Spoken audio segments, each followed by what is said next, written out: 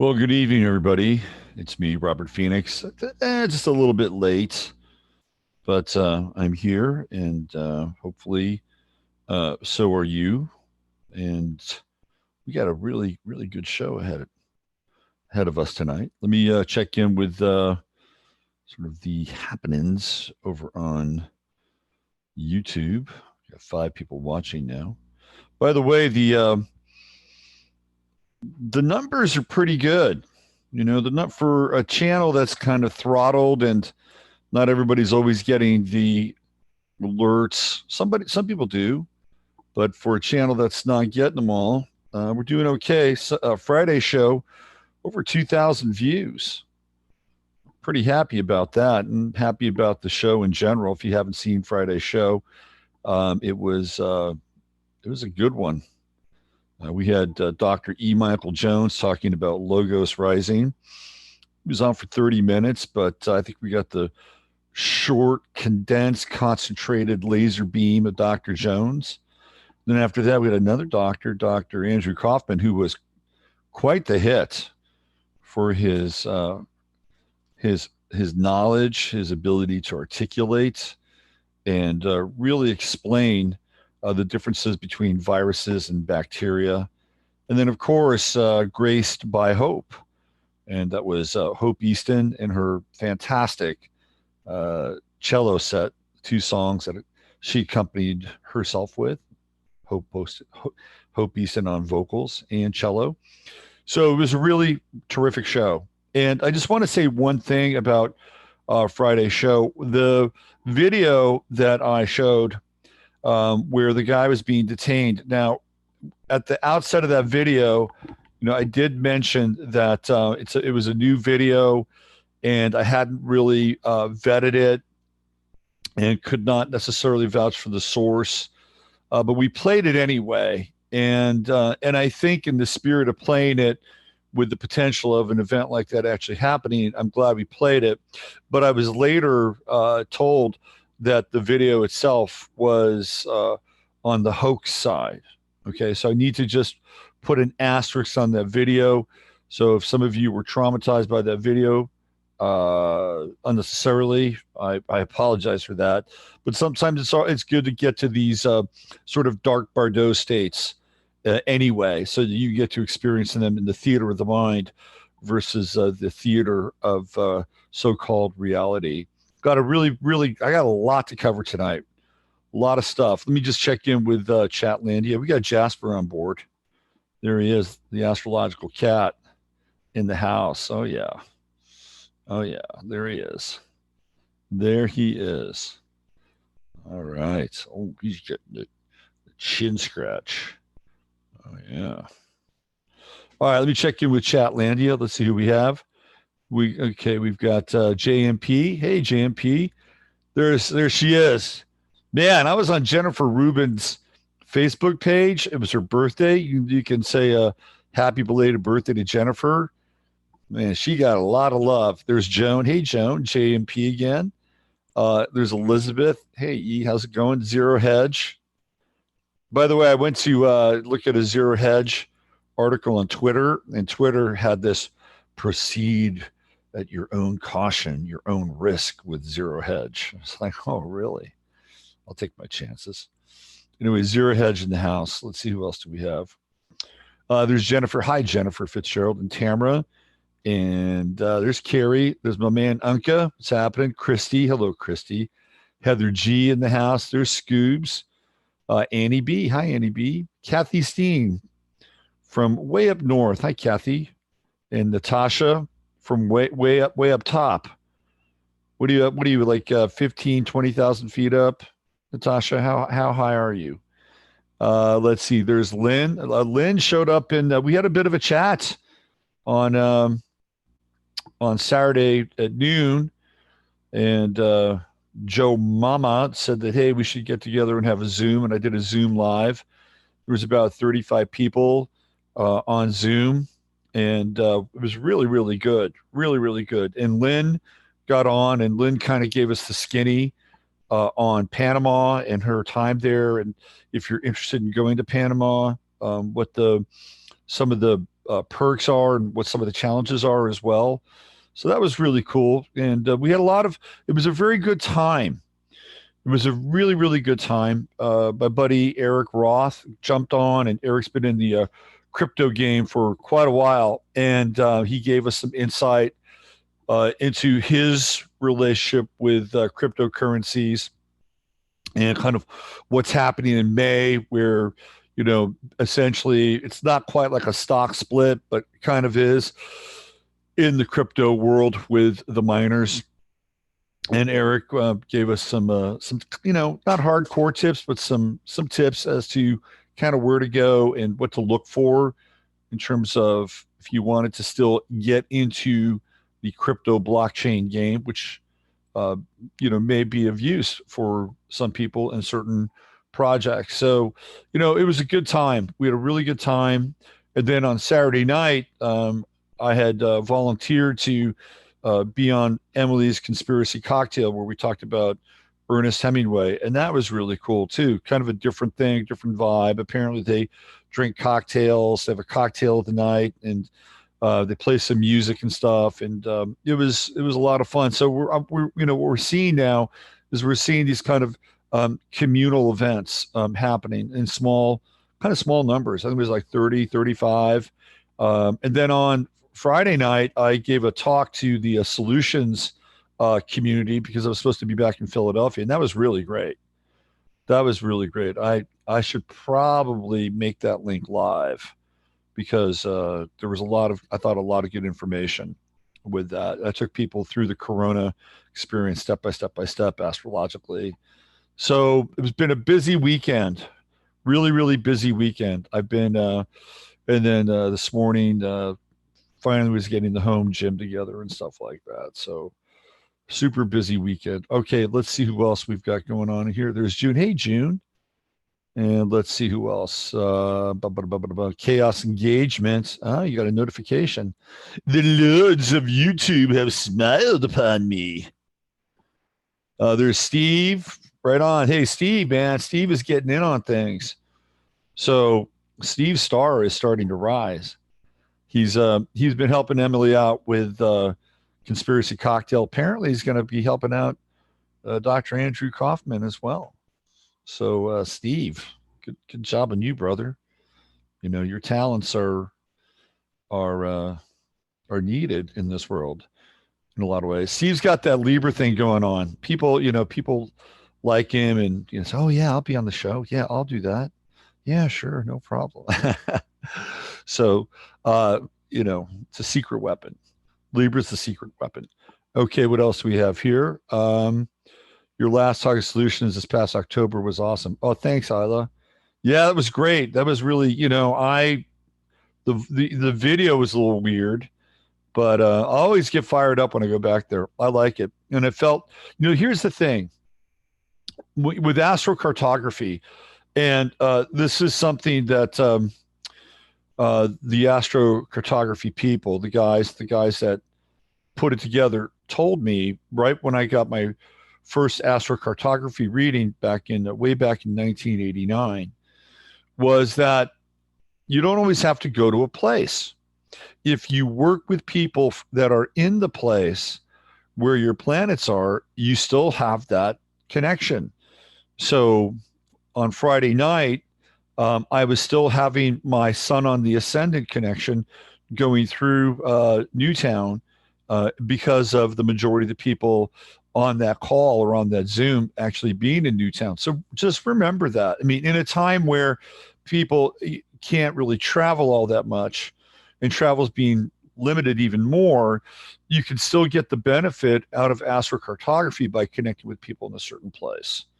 That'll show up in your astrocartography charts. So it was good. I like going there, obviously, physically, because it's a pretty cool area. And I like to get to see the people in person. But in lieu of that, I was still part of that transmission. All right, let's see what else we got. Steve does have a soothing vibe. I know. That's true. Absolutely. Let's see. How else? What else we got here? There's Beth. Hey, Beth. Nice to see you. Tinfoil Tiara. I love that name. There's Anna. Hi, Anna. Tinfoil tiara. Is that like not one of the best handles? Tinfoil tiara. That is so cool. So cool. All right. Let's see. Who else we got here? I wanted to sell my house this summer and now I'm trapped. Well, you're not the only one. Can see my comments, cannot see their block, but I'm not sure what's going on there. Let's see what else. Anybody else? Anybody else? Anybody else? Anybody else? I don't do fake book or twatter. Let's see. Oh, there's Raven. Hey, Raven. How are you doing up there in the Pacific Northwest? There's Charles, the amazing Mazak. I love that. The amazing Mazak. That's funny. There's Sue. Hey, Sue. What's going on? There's Sticky. Sticky's in the house. What's happening, Sticks? Sticky Marks. We got Sticky Marks and the Cheeky Monkey and the tinfoil tiara. I love it. Love it. Reminds me of the CB era, the CB radios. Remember that? Everybody had a handle, you know, Six Pack Susie or whatever your handle was back in the CB era. It was a lot of fun, actually. I didn't have a CB radio, but I had friends that did, and I'd get on there and I would bullshit. I had this bit where we would go up on this hill behind my house. I lived in San Jose, and there were a lot of foothills, kind of where I lived. And we'd get up there where the signal was really good, and I'd get on their CB radio. And I had this character that I played called Commander Quaalude. My father actually heard it. He thought it was hilarious. I don't know how he heard it. But I was Commander Quaalude, and I spoke in this English accent. Hello, this is Commander Quaalude, orbiting above your Earth at 40,000 feet. I'm here to answer your questions, Earth people. Stuff like that, And people were cracking up. I had a little bit of a following for a while as Commander Quaalude. Of course, inspired by Quaalude of the Tubes. So yeah, I love the handles. We got some good handles. We got good handles in the chat. Lot to talk about tonight. I got Bill Gates' chart. We're going to look at his natal chart with transits. We're going to look at his progress chart. He has a really odd chart, like a really, really odd chart. So we're gonna take a swipe at Bill Gates tonight. Let's see what else.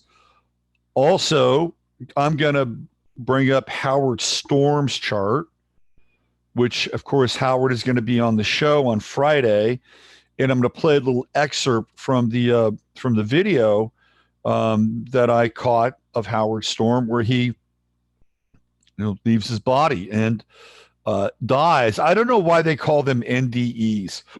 Because I mean, really, I think they're just DEs. Because don't you die? It's like near death. Near death is when you almost die, but you don't. And these people leave their bodies, and then they, for a while they do die. So I don't really think NDE is the right, I don't know, nomenclature for the near death experience. It is a death experience. It is a death experience. I don't think it's near death. It is death. It is the TDE, the death experience, TDE. So I'm going to play a little clip on that. And okay. Let me start here. I'm going to show you some stuff tonight that begins to, how do I say this? It begins to illustrate the nodal shifts or the nodal transitions, i.e. going from Cancer to Gemini, all right? From Cancer to Gemini, which is going to happen at the end of May. And what I think the how do I say this? Sort of the deeper narrative of that shift from Cancer to Gemini is about, and what it can or might reveal to us as a result. And we're already feeling it now. Remember, before a transit makes its shift, we can begin to feel what's already happening or what's already taking place. So even before Saturn went into Aquarius, we began to feel this tightening, this grip of being in public, right? All the, you know, bands of people being in groups in public were happening prior to Saturn in Aquarius, Saturn in Capricorn. That was already happening. Social distancing was, you know, part of our nomenclature. So we could see already, even before Saturn went to Aquarius, what Saturn in Aquarius was going to uh, be about to a large extent. And I'm going to get into maybe a bit more of that, a bit more of the Saturn in Aquarius aspect, and this birth of the new age. So we can see things ahead of time, right? We can see them. You can see where they're going. And again, reality or so-called reality, you know, plays its hand, you know, displays some of its cards. And one of the things that was a real telltale with this true node shift were basically the two Cuomo brothers, Mario and Luigi. Mario and Luigi, also known as Andrew and Christopher. Christopher and Andrew, the Cuomo brothers, right? And of course, brothers are Gemini, it's siblings. Of course, we're dealing with their little sibling spat, and you know, Chris is now in COVID quarantine. A lot of people in quarantine now that are very, very famous. Gee, maybe we should pray for them so that when they get well, they can come back and lead us and tell us what to do. Oh, or maybe they're already telling us what to do, even though they're in some form of lockdown, theoretical lockdown. So again, that's just a brief little snippet or sample of what's ahead. So what I'm going to talk about, at least here at the onset, and we're going to get into the chart of the week and a bunch of other stuff. And I'll be non-linear tonight in a lot of ways. So, because normally I start off with the chart of the week. Maybe I get into a little bit of a random chart of the week. Chart of the month for the week ahead. So I want to, in some ways, unhook from the corona meme to some extent. And I want to, in some ways, also unhook from the perceived machinations that are happening behind the scenes. Although I do want to address them, but ultimately I want to unhook from them. So let's talk about, you know, kind of what we see as theoretically happening with this whole experience that we're in now. On the one hand, we're witnessing people essentially doing what they're told, okay? 6 feet apart, wear masks in public. Some people are doing it, some people aren't. Stay home from work, and if you're not going to stay home from work, we're going to shut your job down anyway. Some people have no choice here. So they have to go home and not work. Some will be on furloughed leave for how long? We don't know. There is going to be unemployment benefits in that so tasty $1,200 check. Ooh, what are you going to spend that $1,200 check on? How about McDonald's for a month? How about that? We're spread it around. McDonald's, BK, you know, the apps are there. You got plenty of apps. So, you know, there's that, but who knows how long that's going to last, especially unemployment. And by the way, good luck getting on the unemployment rolls. It's going to be kind of difficult, not impossible. I'm not saying you shouldn't apply because it is your right. If you have been let go from your job, you have accrued unemployment and you'll need all the help you can get. So I'm not poo-pooing that. I'm just saying that you should probably practice a great deal of patience when it comes to this. So we have all these realities that we're staring down we're going to be already, again, I've said this before, that the housing markets are going to tumble unless this thing. And I just watched Trump, by the way, and every time I see Anthony Fauci, he's fucking laughing. Okay, this guy is laughing now. He was laughing tonight. He is having the time of his life. He can't believe what's going on. He's incredulous. He's incredulous. He was cracking up tonight. And, you know, and there's Trump basically supporting him. And somebody asked Fauci why he's not wearing a mask. He says, well, it's because, you know, it's to keep me from spreading the germs to you. And I just tested negative for coronavirus. And Trump said, great answer. Great answer. Really great answer. Like, okay, do you have to pump this guy up even more? Oh, okay, I get it. I get it. He's just pumping him up because he wants Anthony Fauci to think that he's really on his side. He's got to sell that to Fauci so that he can pull the rug out from under him. Like that crafty Sun and Gemini, Uranus conjunction, Joker King that Donald Trump is. What a strategy. But Fauci's laughing his ass off. He's laughing at you. He's laughing at me. He's laughing at everybody. He's not laughing at Jasper, though. He would never laugh at Jasper. If he had one look at Jasper, he would fall to his knees. He would absolutely fall to his knees. But that's happening. So that's it. You know, it's part of this whole thing, right?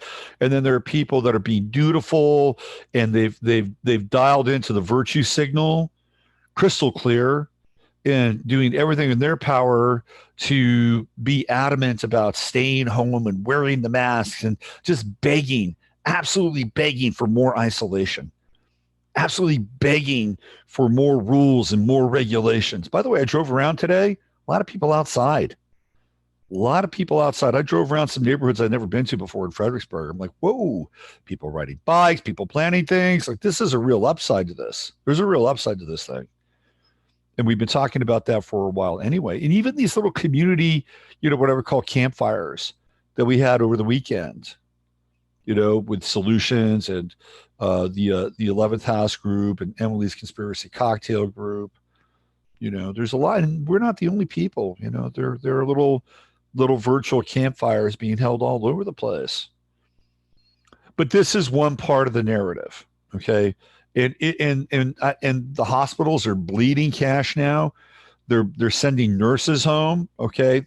So I guarantee you're going to know somebody who knows a nurse or is either a nurse who's being sent home.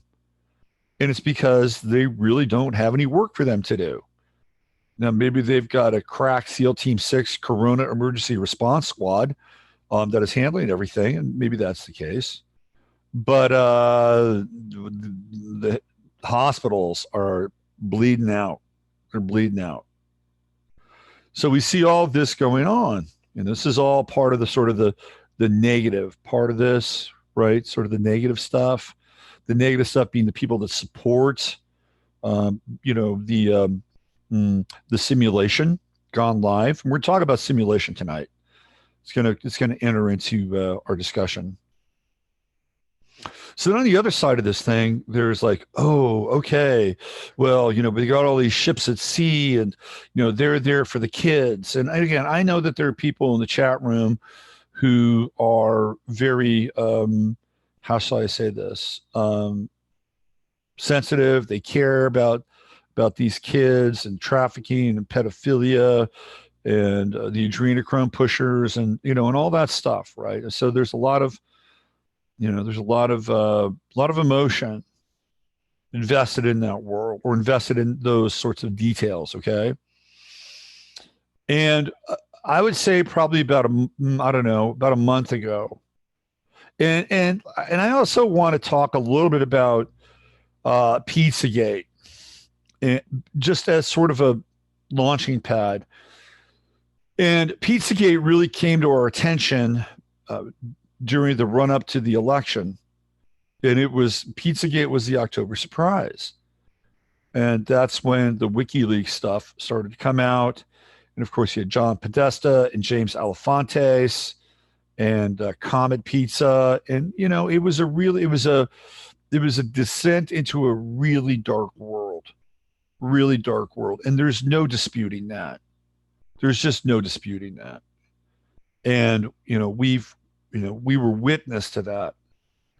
The whole, kind of Pizzagate world really started in earnest back in the early, like the summer of 2012.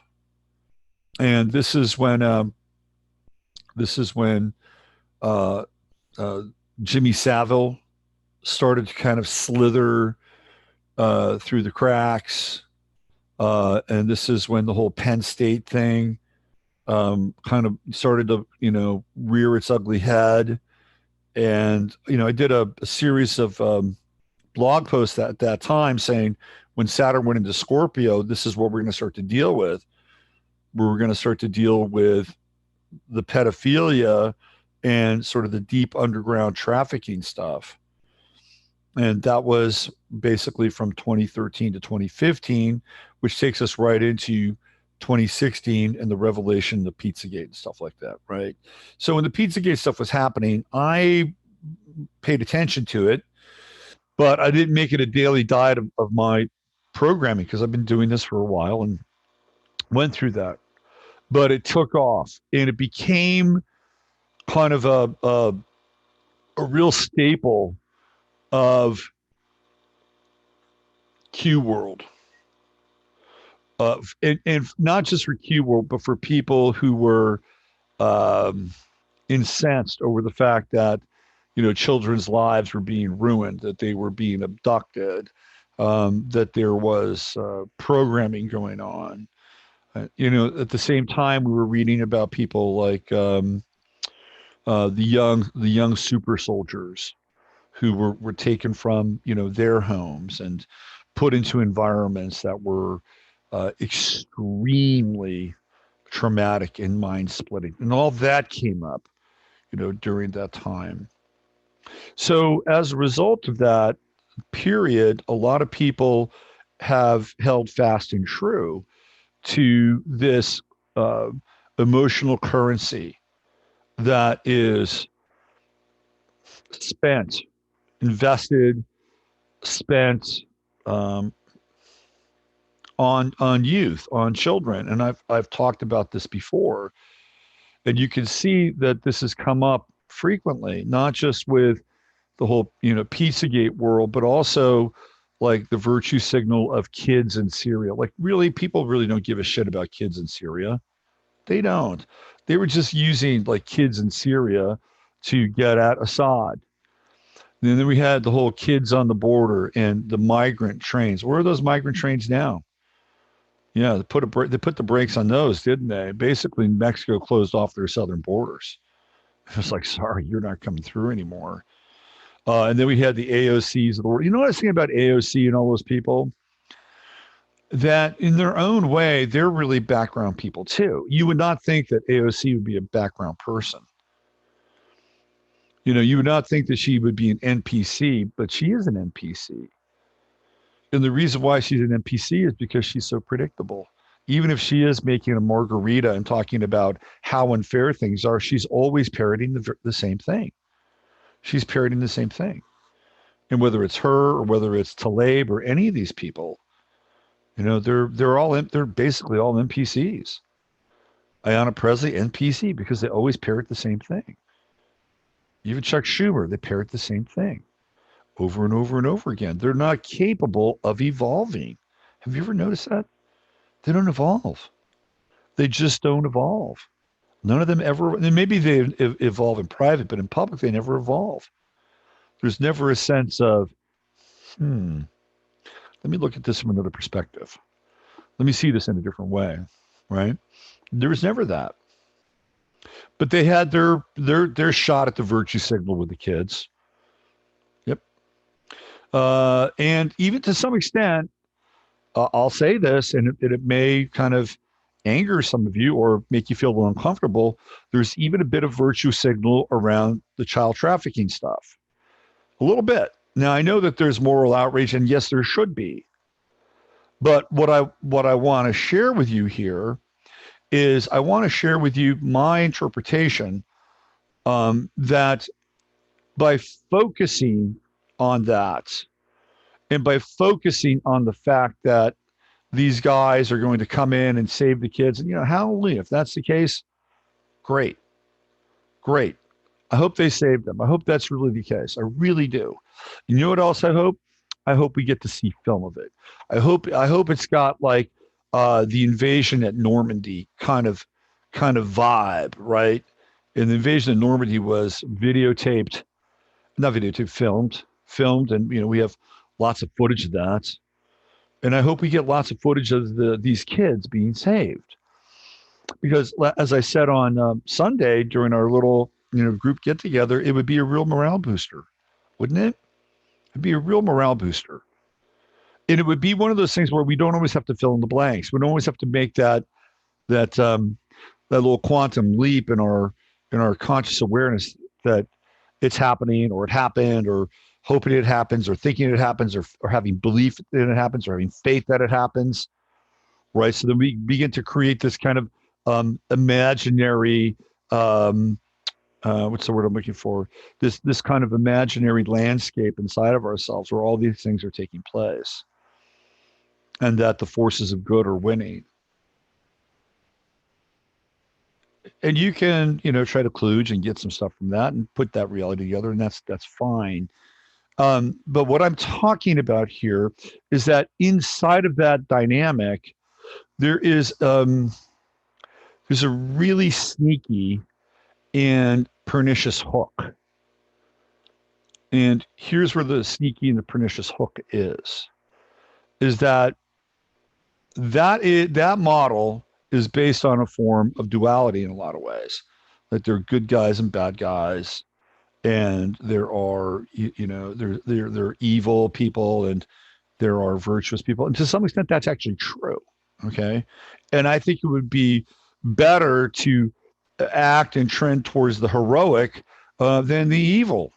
I think there's a lot, it's a lot more rewarding to be able to be some version of heroic, whatever that is. It's like facing yourself, or facing your fears, or facing your demons, or pushing through difficult situations that you thought you could never get through before. I think those things are very rewarding, and they test us, and they mark our spiritual path and evolution in other ways, or ways in which, when things are going really, really well, that sometimes those moments are great too. Don't get me wrong, but when we overcome the odds, or where we overcome setbacks, that activates the heroic nature inside of us, and we grow and evolve through those things. So that said, what happens when we look at this is that we believe, or theoretically we would believe, that there are forces of good that will go in and take care of the situation and free the kids and hand over the indictments, and then have all these tribunals in Cuba. Now, I'm not saying that that's not happening. Okay, I'm not saying that that's not happening. By the way, I'd like a little more validation, but it wouldn't surprise me if Ellen DeGeneres or Oprah or Tom Hanks are on ice. I wouldn't be surprised if that's actually happening. And I'd be pleasantly surprised, more than pleasantly surprised, if we saw actual proof of that occurring. But when we have this dynamic in place, what it does is that, again, it sets the thing outside of ourself. It sets the liberation outside of ourselves, right? And what occurs as a result of this is, and this is what I believe, is that what we're hoping for is the deliverance of the children inside of us who are in pain and suffering, and are captives of a world that has abused us, that has manipulated us, that has tapped into our talents and our life force and our character and our well-being, And so when we see these these um, these things that are being hinted at or being uh, illuminated via clues or drops, what happens is that the children within us who have been captured or imprisoned by any number of forces begin to resonate with that, right? Because there are children inside of us, all of us, that have had a very difficult time on this planet. I don't know many children that haven't had hellish or very challenging upbringings. That doesn't mean that that's not true. There are those that are and have had really good upbringings. My buddy Stephen Kent had almost an ideal childhood, living in Africa and living in England. So these things do occur. Don't get me wrong, but the anticipation of the liberation of the children who have been held down and incarcerated is, I think, something that resonates very deeply for a number of people in their own relationship to the parts of themselves that are wounded or abused or been in a prison of their own making or a prison that they've inherited from their parents or their culture. And so there's kind of a giddy anticipation for this event to occur, not just because of the children who have been theoretically rounded up and put into the service of people that have been torturing them for many years. And I do believe this is the case. By the way, I'm not saying it's not the case, because if you know anything about human nature, I mean, it's kind of inevitable that shit would happen, right? So I think that's part of it. I think that's a reason, a real big reason why people buy it. And it's not just like that, right? I mean, go back to look at the other version of Kids in Cages, because the left had their version of Kids in Cages. You see, we have here, we got a little Gemini happening. We got a little Gemini effect, right? You have AOC on the border pouting, you know. So there's their own version of the Kids in Cages thing. And so the left had their crack at it too. And do you think that it brought up the same things for them? Well, absolutely, absolutely. It became, the Gabriel's horn of a virtue signal. But now we're not talking about it all that much, are we? No. And so the reason why the innocence of children is an emotional and spiritual currency is for the wounded parts of who we are inside of ourselves that we project out there onto the world and wish and pray that those parts of ourselves are liberated and free and ultimately healed. Okay. There's another part to this. And the other part is that outside force that's going to come in and save the day. It's going to save those kids. They're going to be the ones that are going to engage and liberate them and free them. And as a result of that, will bring a different type of order to the world, an order that is more just, more fair, more kind, more caring, more equitable. And it's a really big investment in that model. But again, it's coming from outside of ourselves. It's coming from this third party, whoever this third party is. And a lot of people would like to think it would be Donald Trump or Q or whomever. And so as a result of draining the swamp and cleaning up the swamp, what will we have? Well, we'd have a better America, right? We'd have a better America. We'd have a cleaner America. We'd have flushed out all those virulent pieces of shit, and we could get on our feet and be, the country that we were, born to be, making America great again.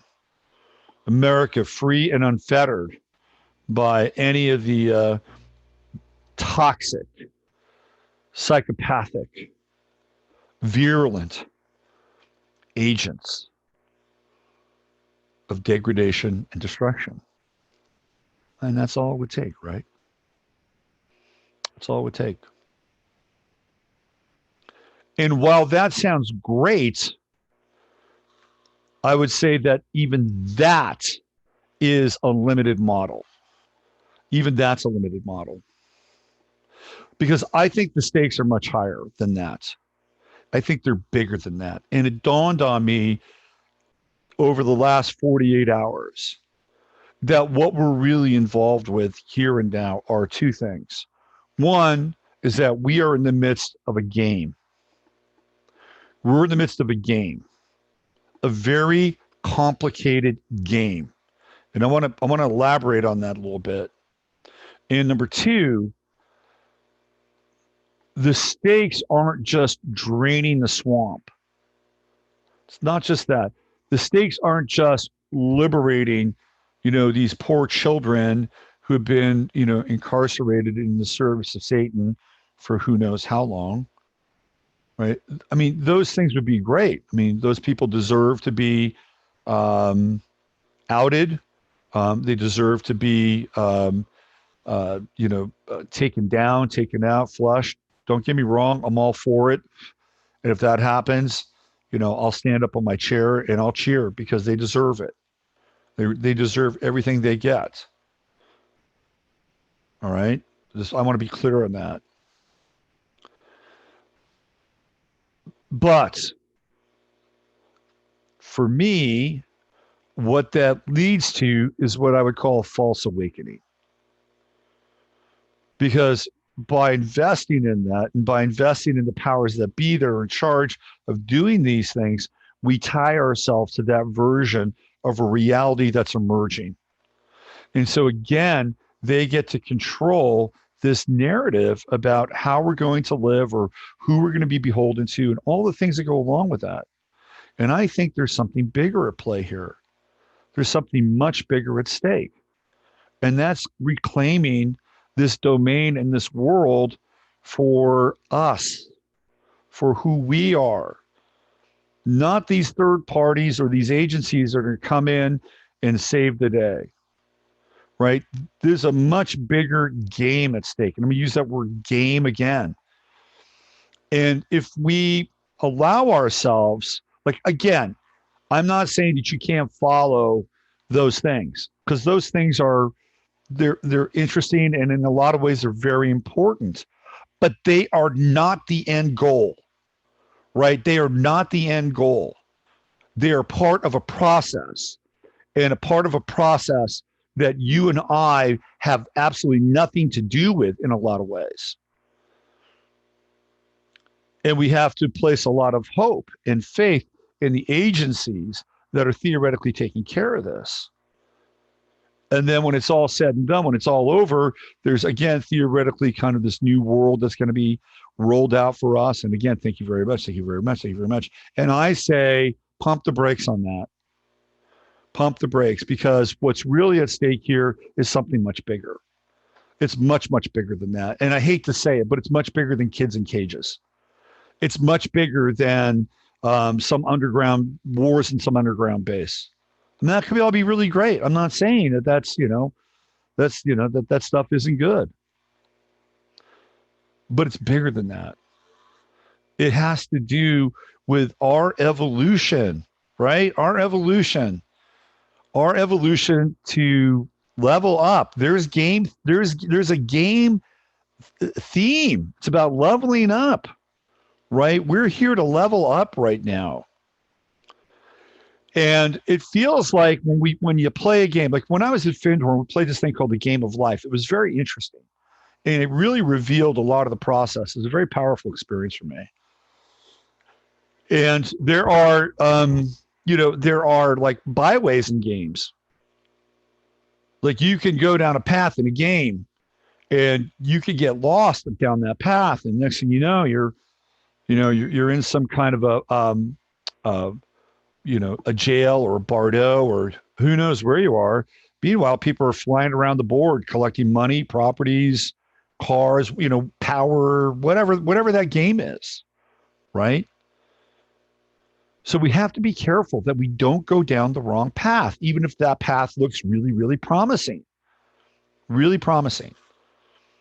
We have to say, well, that's great, but I'm not sure if really that's the world that I want to inhabit. And I think these are really important questions right now. What world do you want to inhabit? What kind of world do you want to be a part of? What kind of a world do you want to consent to or not consent to? You see, these are the questions that we need to be asking ourselves. And when we get into this whole idea of Gemini, well, guess what?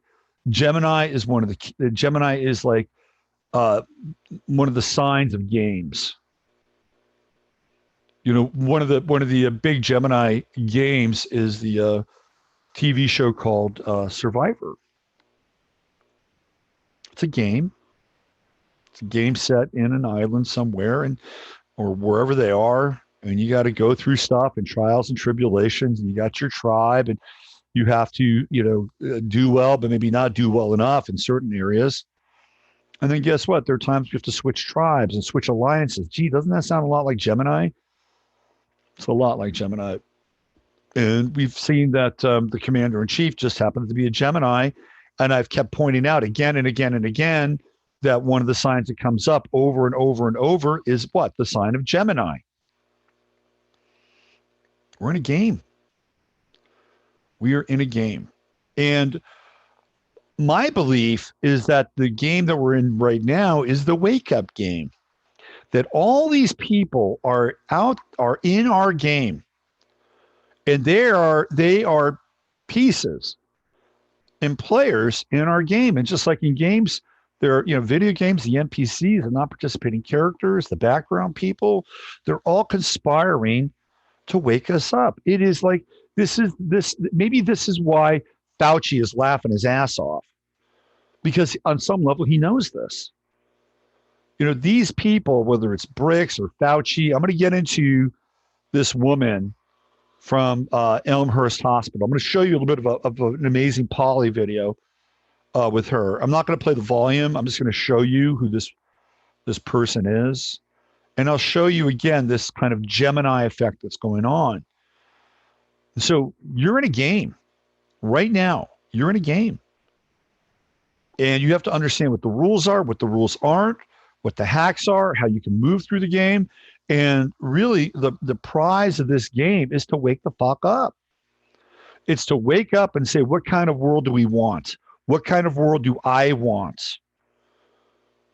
Do I want the world that existed pre-311? Well, there were some good things about that world, but I'm willing to get rid of baseball and football and all the pro sports for a much better world, a world where we're more connected and loving, and we reclaim our values of humanity, care, tenderness for each and every one of us.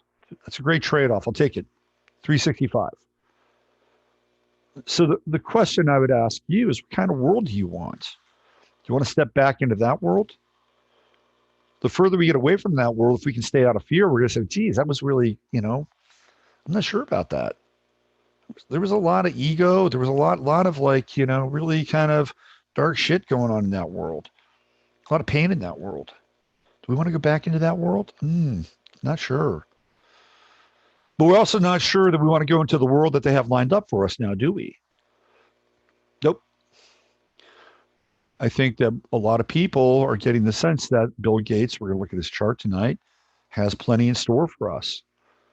And that the paradigm of the new world looks a lot darker and a lot more gray and a lot more, kind of top-down rules and regulations and surveillance and tracking and all the things that go along with that.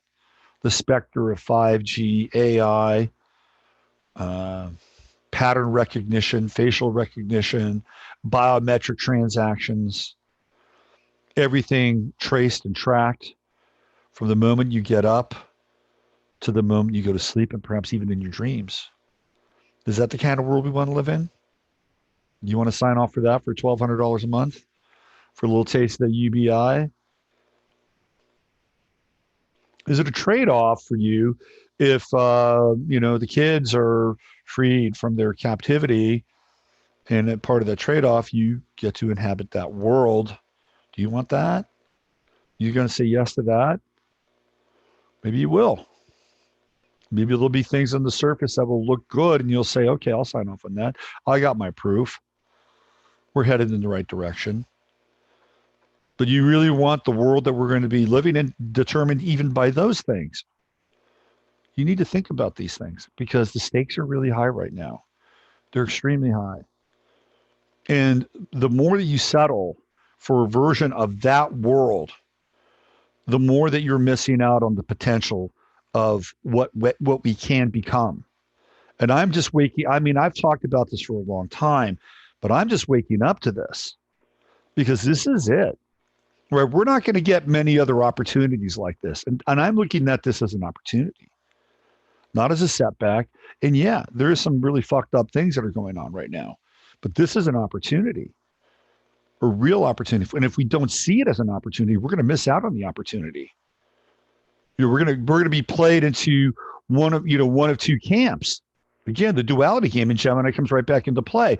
We either go into this camp over here where it's like, you know, well, let's just take our side. You know, our side theoretically is sort of like, you know, kind of a version of reality that most of us would agree upon. This version is really fucked. It's really dark. And we could probably agree that's probably the case. And this over here, based on, again, a model where the white hats come in and save everybody, then that gives us this kind of new future that they've determined will be the best for us. I think that those are in some ways limited and false choices. There's a third option, and maybe it's part of option A and part of option B. You know, in astrology, we go to the midpoint to reconcile the opposition. The midpoint here is the option that we decide that we agree upon and we want, that we allow to move through us organically like a cosmic pulse of awareness, right? And I'll just play a few things out here. So a lot of people talking about Comet Atlas, this thing that is supposedly coming in fast. When's coming in? Like May? Is that it? And it's not just Comet Atlas, but maybe like there's a twin. Oh, how about that? There's a twin with Comet Atlas. Gee, imagine that. Maybe it's a whole family of comets and meteors, right? And let's say, well, just no fucking hope. We got this comet coming in. These people are prepared for it. They're in their deep underground military bunkers. They're in their doomsday shelters. All the CEOs are down there because they know it's coming. And they've just decided to get us into the houses just in case this thing hits and, you know, a few of us might be able to survive. Well, let's play that out. If that's the case, I'm not saying it is or I'm not saying it isn't, but if that's the case, where do you want your consciousness to be when it happens? Right? Where do you want your consciousness to be where it happens? Do you want it to be in a place of, I'm ready to create a new paradigm and like have that moving forward no matter what's happening? Do you want your consciousness to be aligned towards liberation and freedom with some discernment thrown in so you don't like, you know, shoot your wad all over the place, but you can, you know, kind of maintain where you're headed? Yeah, you do. Because everything from this point forward counts and matters. And it always has. It always has. But we had the luxury of theoretical time. You know, it's really interesting. There are these videos now on YouTube, but we, you know, watch a lot of John Levi. And every time there's a John Levi video, it's followed up by some traditional science wonk. You know, either talking about the Big Bang or Darwin or the linearity of time. It's amazing what YouTube does. It's like, okay, you're going to see this, but now you got to watch this, right? So we're in a place of non-time right now. Just remember that this is a place of non-time. We're in a very unique place in human history. It's the dawn before the reset, right? It's the early morning hours, the dawn before the reset. And here we are, we're coming up on Easter, which is probably not going to happen. And that's a very interesting and telling thing in and of itself. So keep in mind that what you take with you is what you take with you. So what are your thoughts going to be? What's going to be important to you from here on out? Is it going to be kind of worrying or wondering whether or not the swamp is drained and all these things are going to happen? Or on the other side, are you going to worry about coronavirus chasing you down and turning your neighbor in because, you know, there are 3 of you out in the vicinity and you're 3 feet away instead of 6 feet away? Is that what you're going to worry about? Is that what's going to drive your consciousness at this point in time? Yeah, you better reassess a lot of this stuff, right? Just better reassess it because there are two things that can happen. One, you change your thoughts now and you start thinking about liberation, real liberation, and thinking about unhooking from this paradigm that has essentially put us in a Saturnian hypercube in a cage. Right? That's where I really believe that that's where your thoughts need to be. That's where my thoughts are. And can you dare yourself to do that? Can you dare yourself to have ideas like that? The audacity to have ideas about liberation and freedom and a new renaissance of the human spirit in a time where the exact opposite seems to be occurring. That's part of the game. That's part of the game. Because when you operate from that level, guess what's happening? You're not in that same game. You're playing a different game. You're playing at a different level. This is asymmetric. This is the asymmetric approach to the time that we're in. Worst case scenario, shit hits the fan. We got 10 days of darkness, EMP pulse. They take you away, Project Ziffer, whatever, or the big one hits. But at the very least, you'll have been in a state of heightened awareness in single-pointed focus in your consciousness. So if indeed these things do occur, these will be the thoughts, the ideas, and the activities, the very same vibrations that you will carry into your next plane of existence. You make the call on that. Best case scenario, there's enough of us that have this rooted in our consciousness, and we shift the game. It's your choice. It's taken me a long time to kind of get here. And this has been a really interesting process for me. And in many ways, quite a liberating one. Quite a liberating one. Okay, so I'm going to get into some charts now. And let me see what you guys are talking about in chat. Could be binary bigger than Jupiter. We have to create our new 5D world. Don't we also have two popes? Yeah, one is called Fauci. You're on fire, totally with you. I've always resonated with the creativity of the Renaissance period. I started Kriya Yoga meditation. Good for you. We have to be spiritually immune to disease, the system, the curtain twitchers, and my required paperwork. Hey, Adam, nice to see you. My man, Adam from down. I love Adam. I hope you're doing well, Adam. In the end, it's just God, you and the people who love you. Yes, you're right. They're the ones who stick around until the end. Yep. Getting up at 4 a.m. to imagine. What else we have? I'm so over the illusion of freedom. Good. What's the reality of freedom and what does it take?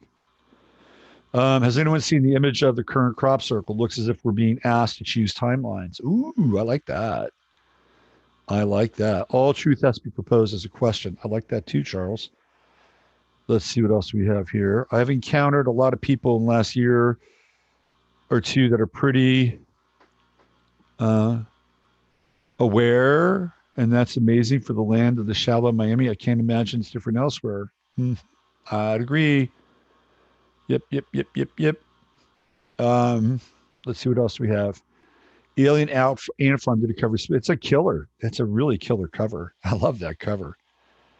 What else we got here? But I'm going pretty back now.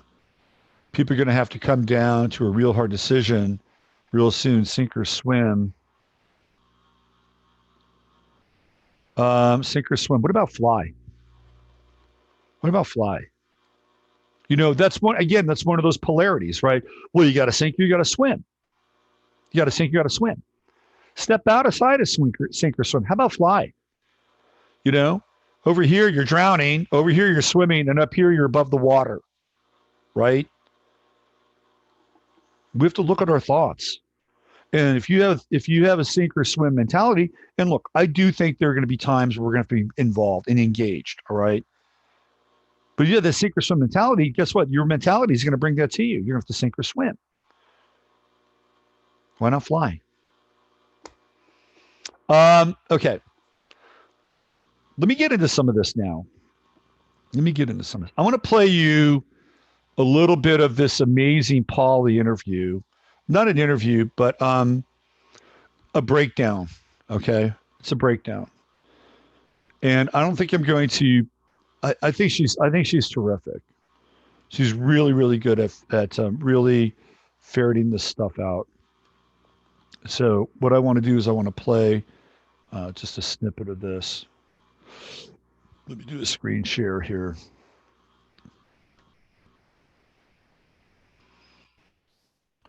So if you haven't seen the video in full, I highly recommend it. Maybe you know what? Maybe I will play a little of it. Only because let me just see this.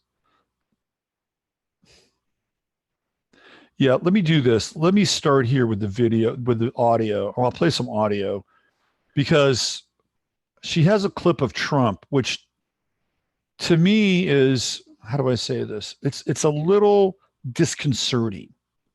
Now, he may be the Gemini game master, and maybe there's a reason why he's going down this path. But his take on what's happening in Elmhurst Hospital and what he's selling to the American public, or maybe it's just to fool the virus peddlers, is a little disconcerting. Little, you know, I'll always give him a little wiggle room because of that Sun-Uranus conjunction. All right, let's go here. So here we go. This is Colleen Smith. Now, Colleen Smith is the woman that the New York Times focused on. And she was the one that brought us into the front lines of the corona disaster happening at Elmhurst Hospital in Queens. Isn't that an interesting location? We talk about Queens and the Queen and Corona, the Crown. It's interesting also as well that that Wimbledon has been canceled this year. Canceled. And Wimbledon happens in July. And the US Open is in Flushing Meadows in Queens. I'll bet that doesn't happen either. Although Trump tonight was, Trump was saying, okay, we're going to get this thing back on track in about 2 weeks. He says that, and then 2 weeks go by, and it's the bubonic plague all over again. All right, let's check this out. So this is Colleen Smith. Now, in the New York Times story, said that she's a doctor. She is not a doctor. She's an associate program director and site director. Now look at this. This is her about emergency medicine physician and resuscitationista. What the fuck does that mean? Resuscitationista. You know, it's kind of like if she's into resuscitating, I'm a resuscitationista. I wear a Che Guevara hat when I go in and resuscitate people. With interest in, look at this, simulation.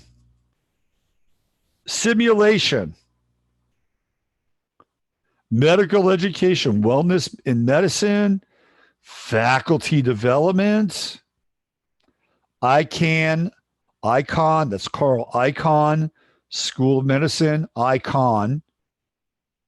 Yes, you can con. Associate Program Director, Emergency Medicine Residency, Assistant Program Director, Emergency Medicine Residency, blah, blah, blah. But her apparently her like medical license went out. Okay. So I'm going to play some of Amazing Polly here. And let's watch the breakdown of Miss Colleen Smith, not doctor. Hold on, I gotta stop this for a second. I'm not sure why I'm not getting this in my headphones. Hold on.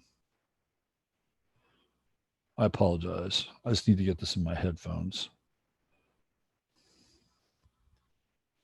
Not sure why that's not happening. PCP, set PCP sound device, same as system. Hello, hello, hello. Let's try this again. Hello, hello. Let's try one more time. If not, I'll just put it on the computer sound. Then you get to hear my wheezing fan. Let's try it again. Oops. Damn, I always do this. This is my yoga. I got to remember to hit share computer sound. All right, that should work. One more time.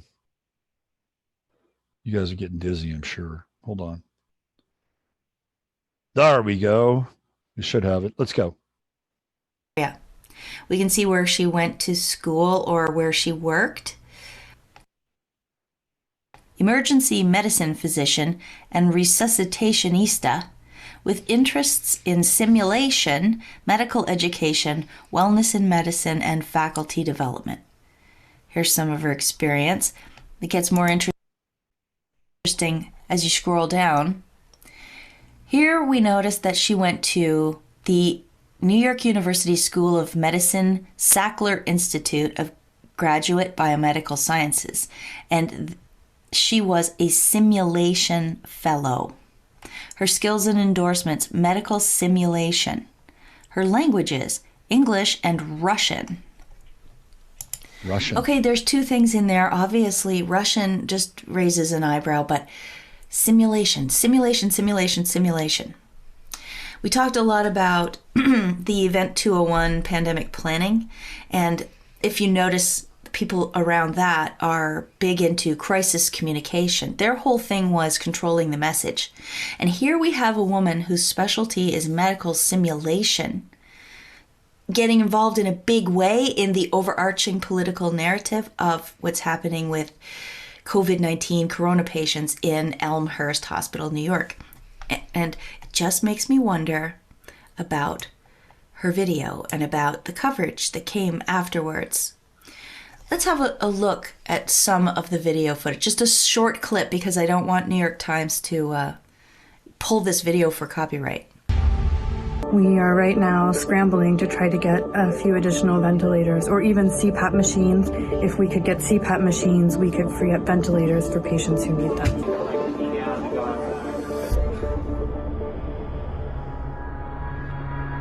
Five ventilators. Oh my God.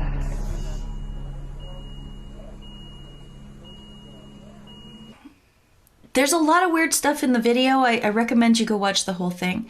But just in that little clip, you will notice that the hospitals denied that they were ever in a shortage. And even the New York Times says they keep getting more shipments of ventilators all the time. And most interesting to me is the fact that Colleen Smith, who is saying that this is basically an apocalypse at Elmhurst Hospital because of a lack of ventilators, who says she herself is a physician in the hospital, why is she standing there with her camera recording them instead of working with them? Why are they there in the first place? Why aren't their doctors scrambling to get their hands on them?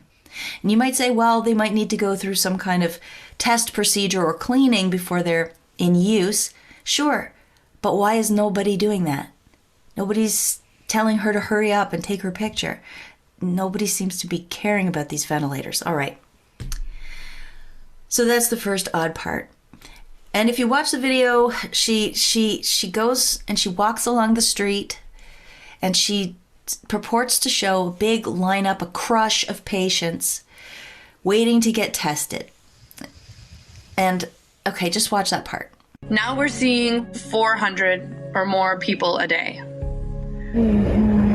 At first, we were trying to isolate patients with cough and fever and be more careful around them, but we weren't necessarily being extra careful around all the other patients. There was a lot of people there. She filmed that. But then, just a couple of days later, this was filmed. Look on the YouTube, the CBS News, long lines of people trying to get tested. I don't see that. Oh, here's those tents they had set up. This is what you saw on the news. Where's the lines on the tents? Nobody's here on the tents.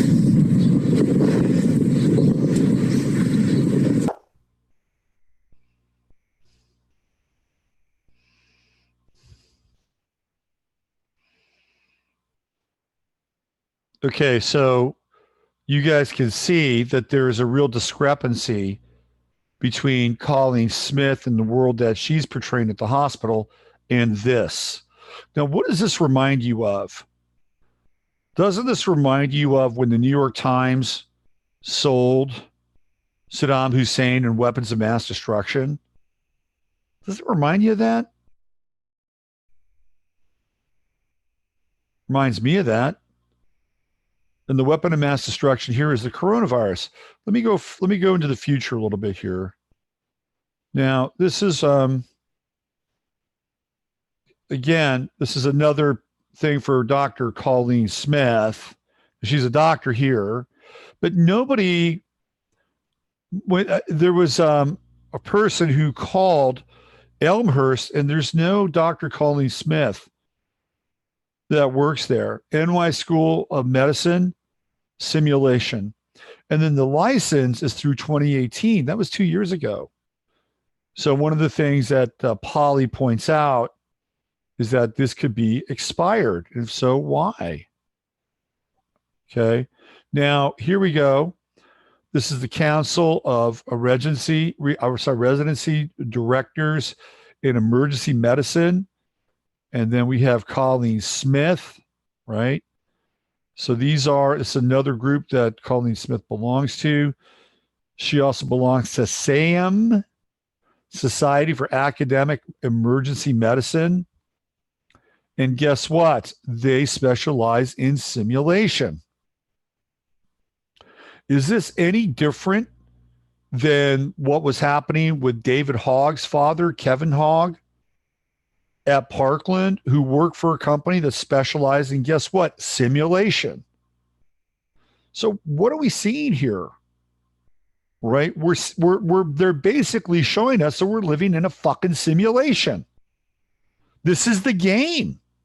They're showing you a part of the game right now. Part of the game is being revealed to itself. Beginning to be revealed to us. Have we not seen the simulation in action? It's right out front right now. This is a clue to the game. All right, let's keep going. All right, so Polly's back. Let's play a little here. At Colleen Smith and asking questions about her. Someone pointed out to me this P.J. Moore, 1958, that the Twitter bio of Colleen Smith also doesn't say doctor, but it does say simulationista. Emergency medicine doc. She still got there, but no doctor. It's just not typical in my experience. No MD, no nothing after her name. And the simulationista thing, she's into the Nista stuff. Okay, here she is again. All right, here, this is, so she's talking about this guy, Tim Hogan. And he was her number one supporter on Twitter with the story. New York Times has video from a hospital in Elmhurst. It's horrifying. We had to get a refrigerated truck to store the bodies of patients who were dying, 5 ventilators. There's a mythical 100 ventilators out there that we haven't seen. Look what he is, though. He's a communication director for Amy Klobuchar. This guy is a high-ranking political hack, and he's driving the story. She uncovers somebody else here. Let me just get to it. Meredith Kelly. She was another big Twitter supporter of the story, the Colleen Smith story. And she's with this thing called Kozar Strategies. Authenticity is everything. The fault line in politics today is not left versus right or red versus blue. It is real versus fake. Behind every campaign, every blank. Scott Kozar is a partner and founder of Senai Kozar. And then Meredith Kelly is a seasoned communications professional. And look who she works with. Senator Schumer. Spokesman and advisor. He's a spokesman and an advisor for Santa Kozar Strategies. And guess who else? Kirsten Gillibrand. Miss Nexium herself. So these are the two people that have been driving the Colleen Smith story.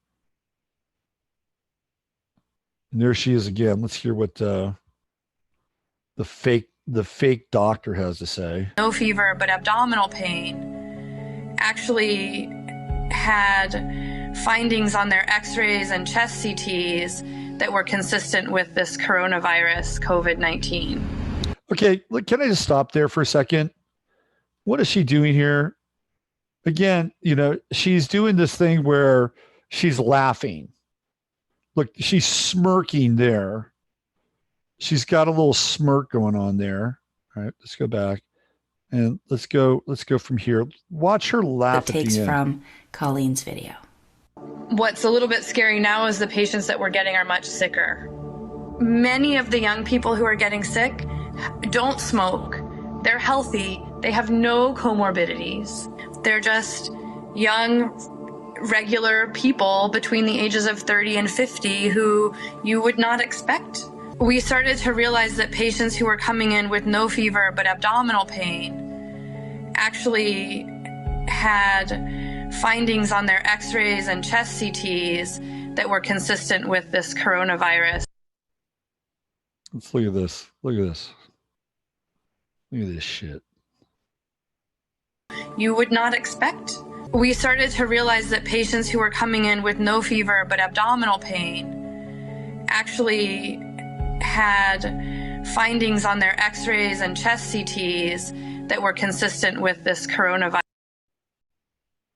Look at her. She's having a grand. She was reminding me of Fauci. When Fauci's like today, Fauci just burst out into laughter. Virus, COVID-19. Look at her. So someone in a car accident gets brought in, and we get a CT scan of them, and their lungs look like they have coronavirus. You see that now? You get into a car accident, you get a CT scan, you got the corona. I watch her now. Now, her facial expressions and eye movements kind of made her look like she wasn't being completely honest, in my opinion. But the other concerning part about this is when she talked about how patients coming in with abdominal pain or patients coming in because of a car accident. She's just having a great old time. She's having a blast.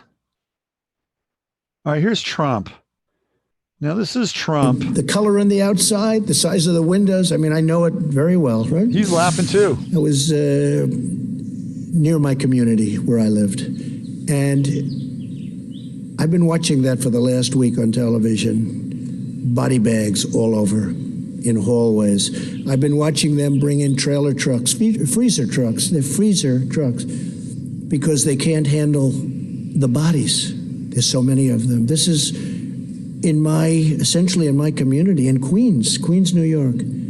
I've seen things that I've never seen before. I mean, I've seen them, but I've seen them on television in faraway lands. I've never seen them in our country. Elmhurst Hospital, unbelievable people. I mean, when I see the trucks pull up to take out bodies, and these are trucks that are as long as the Rose Garden, and they're pulling up to take out bodies, and you look inside and you see the black body bags. You say, what's in there? It's Elmhurst Hospital. Must be supplies. It's not supplies, it's people. I've never seen anything like it. So I've heard he's been mentioning it quite a bit, Elmhurst Hospital. What's his take on it, really? Does he believe this stuff? Is he going to go along with whatever they want because of these videos? Actually, scratch that. Because of the one video by a woman who doesn't even seem to work there, whose expertise is in medical simulation, and who is being amplified by communications experts affiliated with the Democratic Party. I mean, this is like, she's bringing up really, really good stuff. Really good stuff here. Like, why is Trump going down this path? Is it because he wants to let the left know that he's buying their bullshit? Oh, is he trying to sell the crisis so the people that essentially want to lynch him feel like he's doing his job? Like, and you have to wonder, like, how good is the intelligence of the so-called White House? You know, I mean, you've got a gal who lives in Canada who is like tearing this thing apart and showing what's going on here. And you don't think that there's somebody inside the White House who actually has a line on this stuff and says, you know, President Trump, acknowledge the Elmhurst thing, but let's not play it up so much because it's not really as bad as it seems. There's something going on there, and the something that's going on is probably, you know, targeted or directed towards you and the American people. So give it some notification, but don't oversell it. And give it some notice, recognition, but don't oversell it. Instead, he's like saying this thing is like the fucking Black Plague all over again. You know? And let me say this. How heroic would this be if Trump showed up down at Elmhurst Hospital in full gear, right, in full hazmat gear, and walked through the hospital? It's like, let's go down there. Let's go down there. I'm willing to give my support. Suit me up. Well, he's a germaphobe, so he'd never do it. But, you know, wouldn't that be a freaking heroic moment? Somebody's missing out on a moment here. Some politician needs to get geared up and get in on the front lines. Oh, I forgot. The front lines aren't as bad as they seem or appear to be or have been marketed to be. So again, I'm just trying to understand his motivation around this. You know, give him the benefit of the doubt, like sell it until they rescue the kids, maybe. But by selling it that way, and this gets back to a conversation I had on Saturday on Facebook, that we're being put through an incredible amount of hardship. And I have to say, a lot of people are doing really well, really, really well. And this is a blessing in disguise. But there are other people that aren't. There are people that are scared. They're freaked out. They don't know if they're going to get their job back. They're not sure if they're going to get their businesses back. Like, this is a long road to take in order to rout the so-called cabal. Okay. Essentially, it's like shutting down the entire Western world and Southern Hemisphere, including South America. Just ask our friend Lynn, in order to disinfect the planet. Okay. All right. I'll play that. I'll buy into that. I'll throw a few dollars in on that bet. And if that's the case, and there's going to be all this economic carnage and hardship, then there better be a payoff on the back end. And that payoff really should be something along the lines of free energy to ramp the world up again in record pace and record time. Yeah, I'll go through that in order for that, but not a whole lot else, to be honest with you, to be frank, to be open. Again, these are questions. All right, let's go back to the whole simulation thing. So what does a simulation represent? Well, they're telling you you're in a fucking simulation. You're in a simulation. What is a simulation? It's a game. It's a game. Games are a simulation of real life. You get stories and you get narratives inside of games. There's heroes, there's losers.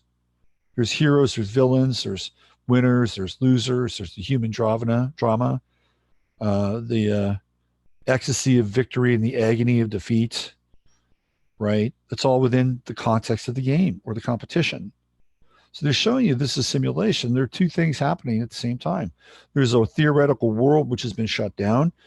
Then there's another world that's being simulated and run as a simulation, as an exercise that's gone live, according to Mike Pompeo.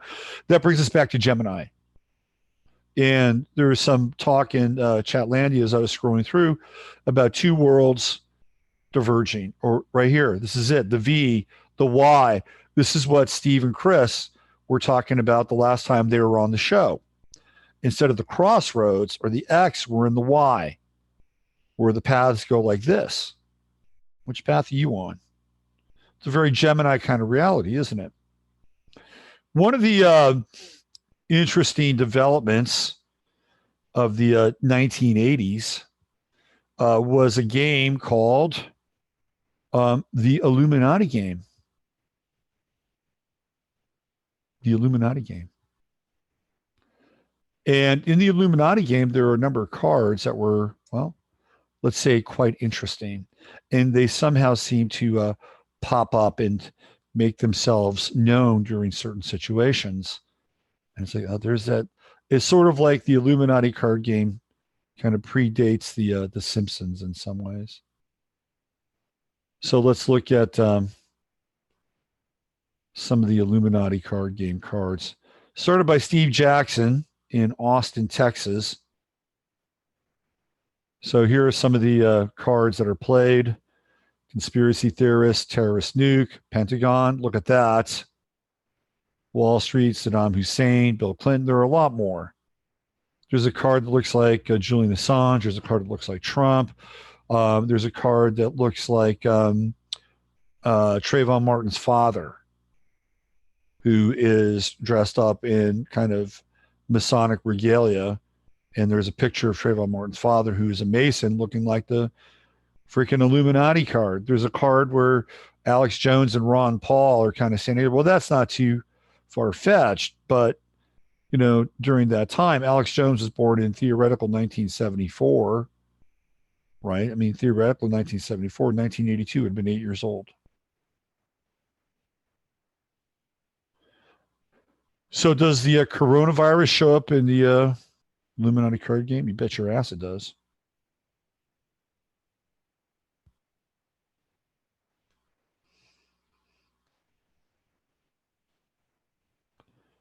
Right there. Quarantine. What do we have here? Disinfectant. Yep. What is that? It's like hydrogen peroxide or iodine, some pills. Oh, there's your vaccine. And then, of course, the mask and the glove. This is an attack to destroy any place. It does not require an action. Its power is 14. This is not an instant attack. Other groups can't interfere normally. If the attack succeeds, the target is devastated. This attack cannot actually destroy the target. Disaster. You know what else is really interesting is that game Yu-Gi-Oh! Or Yu-Gi-Oh! There are some Yu-Gi-Oh! Cards that look like the coronavirus. And there's one that has like images of a bat. That's another interesting game.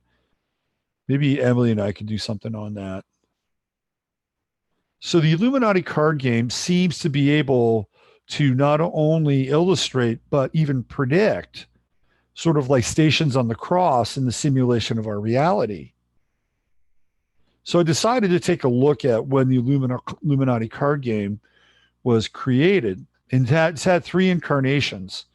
There were three versions of it. There was the initial, and then there were two upgrades.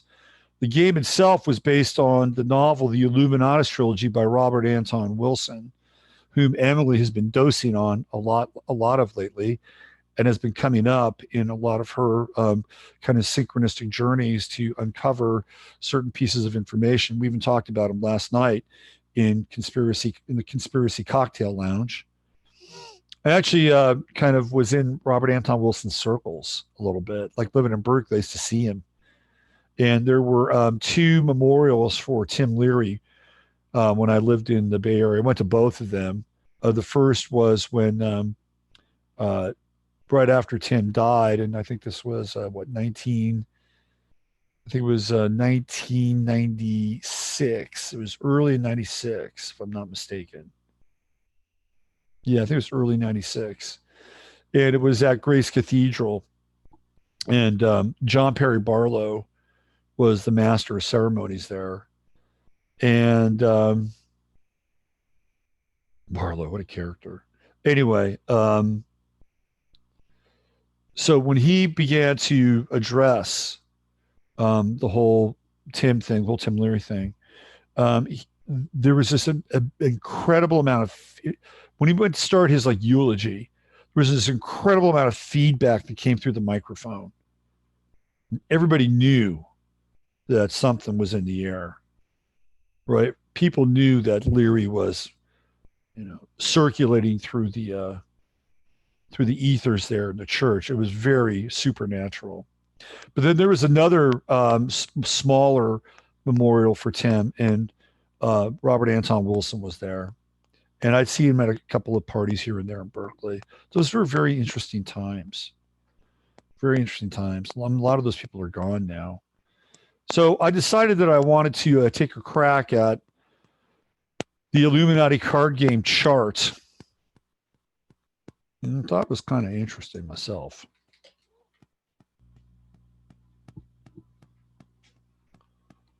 Look who's back. The AstroCat Part 2. Let's do a little share in this. So the game was launched in July of 1982. Now, I don't have a specific day, but I'm going to just throw a dart and say that it was on July 5th because it's the first Monday in July, and of course after the 4th of July, which, by the way, we're going to have an eclipse on this year. So I was looking at the chart. It's like, well, what's interesting about this chart? Well, we have a little bit of synchronicity with the nodes. And these nodes have been showing up right and left. True node in Cancer, South node in Capricorn. And where are we now? True node in Cancer, South node in Capricorn. A bit of a reveal, if you ask me. A bit of a reveal. Then we have all this energy down here in Libra. We're going to see some of that with Bill Gates, by the way, when I get into Bill Gates' chart. But there's also, oh, it's the audio. Thank you. You're welcome. Now I got to go here. It's okay. I did the poly thing. Thank you. But this is really interesting. Like Jupiter is at 0 Scorpio. And Scorpio is a sign that, in my estimation, is one of the signs that's most associated with magic.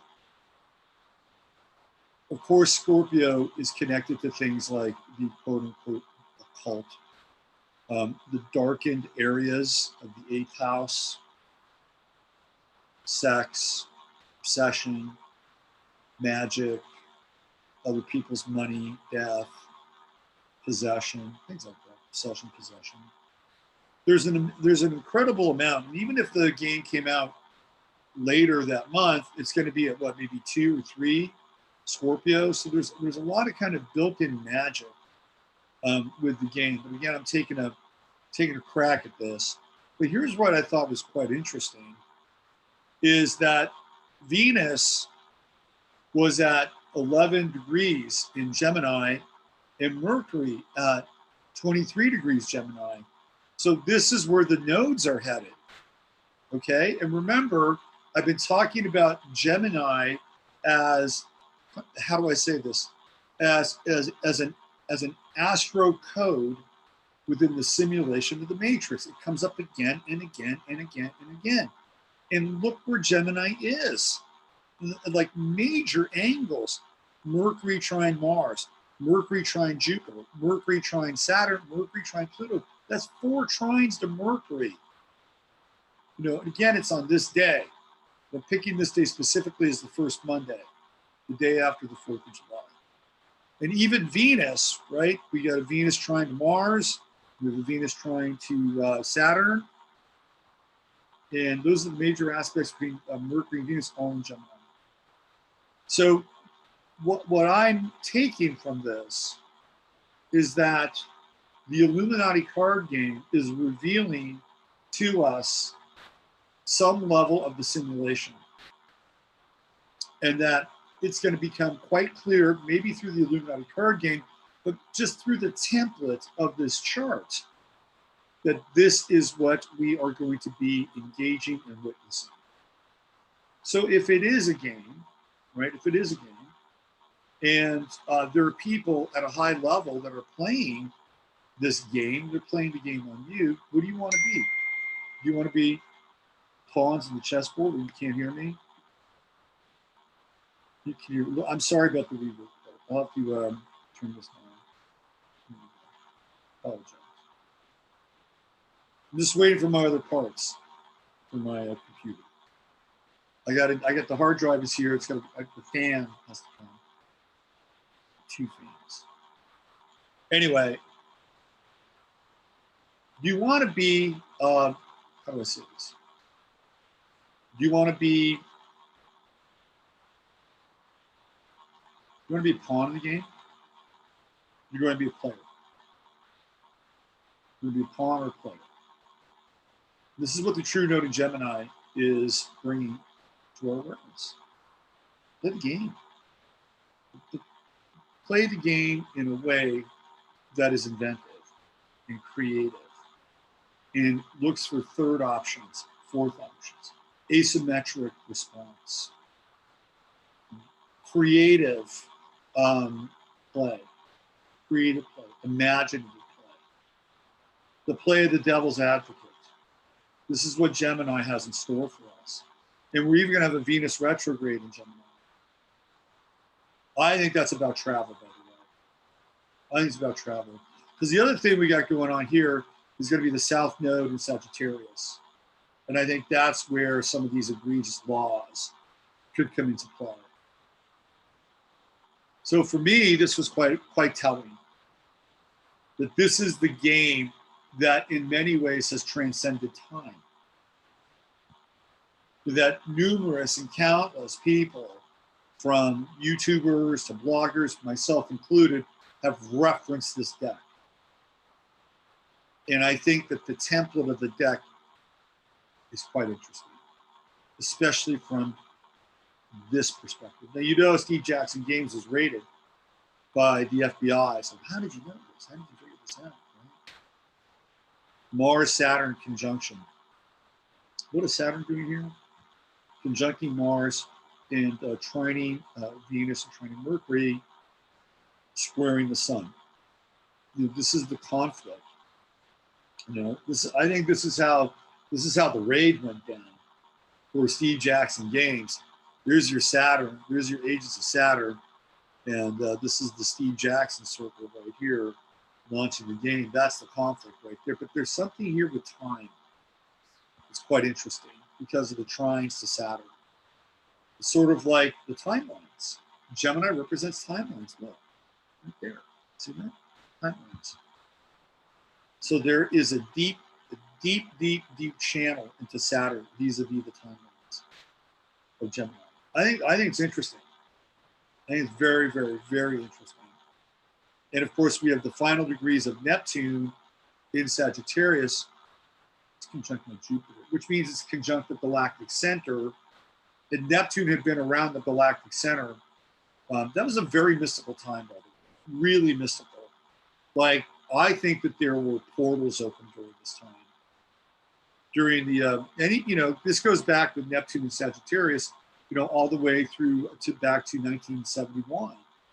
1970, 71, when Neptune goes into Sagittarius. And it's the explosion of like religion and born again Christianity and revivalism, and Jesus is just all right with me. And of course you have all the gurus. So it's the hour of the guru. The hour of the guru lasted about 12 years. We had Krishnamurti with his resurgence, Yogananda with his resurgence. He wasn't alive then, but people were reading him. I was reading biography of a yogi, autobiography of a yogi back then. We had people like, of course, Adida. These people aren't always great people, by the way. Some of them were not great people. Some of them were actually really rotten people. They started off maybe intentionally high or good, but they wound up getting pretty crappy by the time they exit stage left. Osho, Rajneesh, again, another figure, Source Family, Scientology, Human Potential, Eckankar, they're all happening now. Explosive time. Great. And in a lot of ways, a really great time. Really great time. So there were portals open during this time. In a way, there are portals now, but it's different because we're dealing with Neptune and Pisces. The only time the portals in Pisces are open is if you're clear. If you're clear, the portals are open. If you're plotted, they're not. Because now you're swimming with the flotsam and jetsam and all the psychic debris that Neptune and Pisces bring along. Interesting stuff. And there's that south node right there, right? The opposition with the nodes, squaring off against Mars, Saturn. There's something about that game in time that's really, really interesting.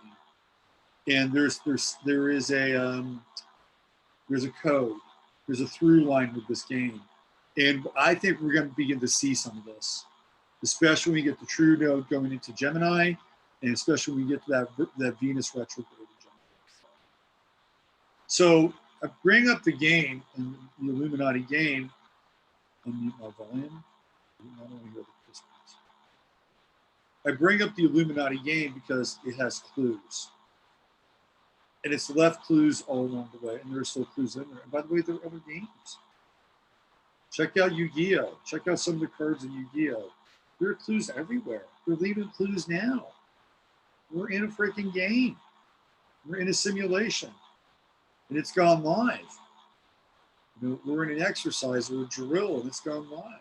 It's what's happening. And the good news is we have time, a little bit of time. You can take it in and see it. How do you want to play the game? Or as the great Return to Forever once saying, what game shall we play today? You want to play a high game? You want to play a low game? You want to play a truth game? You want to play, what game? What game do you want to play? Do you want to play a helping game, compassionate game, empathic game? Play a game at a high level. You play it at a high level, you get the most reward out of it. The most reward. The game now is being set into motion so that we can wake up. All the different players in the game are playing their parts perfectly.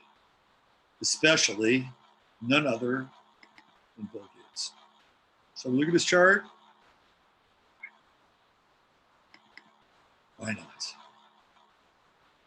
The echoes of Bill Gates of the Antichrist are reverberating, ricocheting around and through the internet. Could it be the Antichrist? He certainly is swaggering around. Let's see. Yeah, that's it. He's got a kind of unspectacular chart in a lot of ways. You know where Bill Gates really gets his power in his chart from? So if I was having a class, an astrology class, right, I'd say, all right, where do you see the power in Bill Gates' chart? It's in there. It's in there. Where does he get his power from? This is really kind of an unspectacular chart. I have to say. I've seen clients with better charts than this. When I say better, like more interesting. It's right here, right there. Jupiter-Pluto conjunction, second house. That is Boku wealth. And right on Regulus. Right on Regulus. So you know what that means? That means that Bill Gates' Pluto and his Jupiter is right on Donald Trump's ascendant. Right on his ascendant. Think about that for a minute. You know who else's Pluto is there? Is what's his name? Big Fredo. Andrew Cuomo. That's a very interesting configuration in Trump's chart. In Gates' chart, that's like stupid wealth. Anytime you get a Jupiter-Pluto conjunction, second house, that's like stupid wealth. Big wealth. Big money. That's the power of the chart. And it's the money that has given him his royal status, he was knighted. He's a knight. He's got a Cancer ascendant, 26 degrees. Uranus in the first house, so he's destructive. He's a disturber.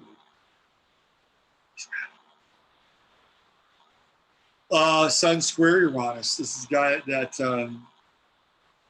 does not do well with authority. It's okay. It's okay. I don't do well with authority either. But please do not assert your authority over the rest of us, sir. We do not consent. We don't. Sun-Neptune conjunctions can be both benevolent and can be also extremely misguided and delusional. What's it going to be, Bill? You going to give one up for humanity?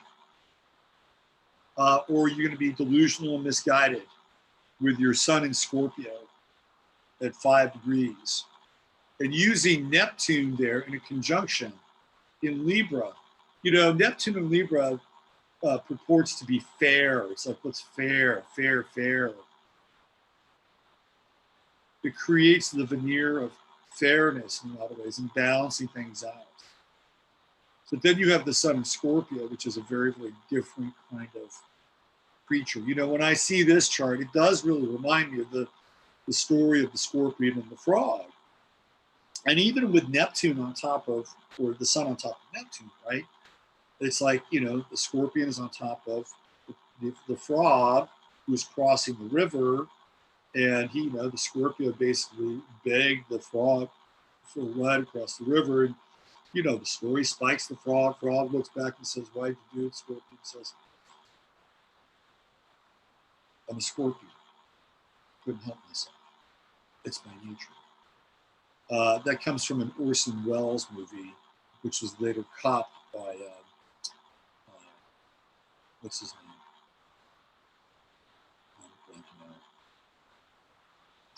Tarantino. Anyway,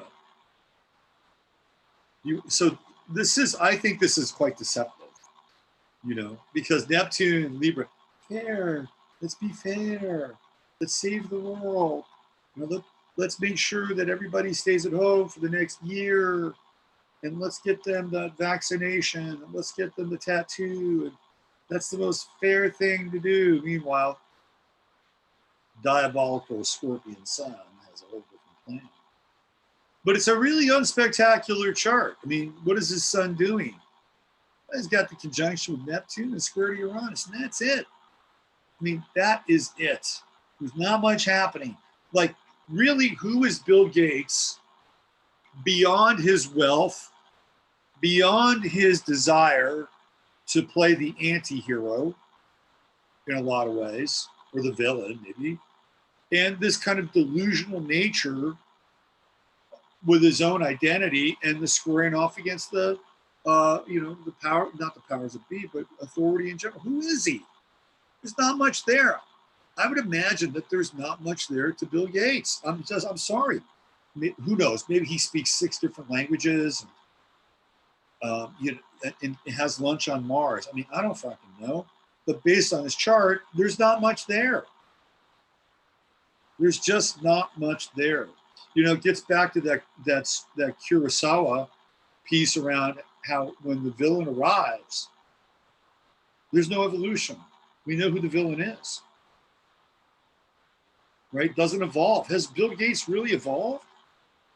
I mean, think about it. Has he really evolved? Now, some people might say, well, he went from software king to the Bill and Melinda Gates Foundation, and he's been knighted, and he has a vision to save the world, and that, yes, he's evolved. Well, maybe he was that way the whole time.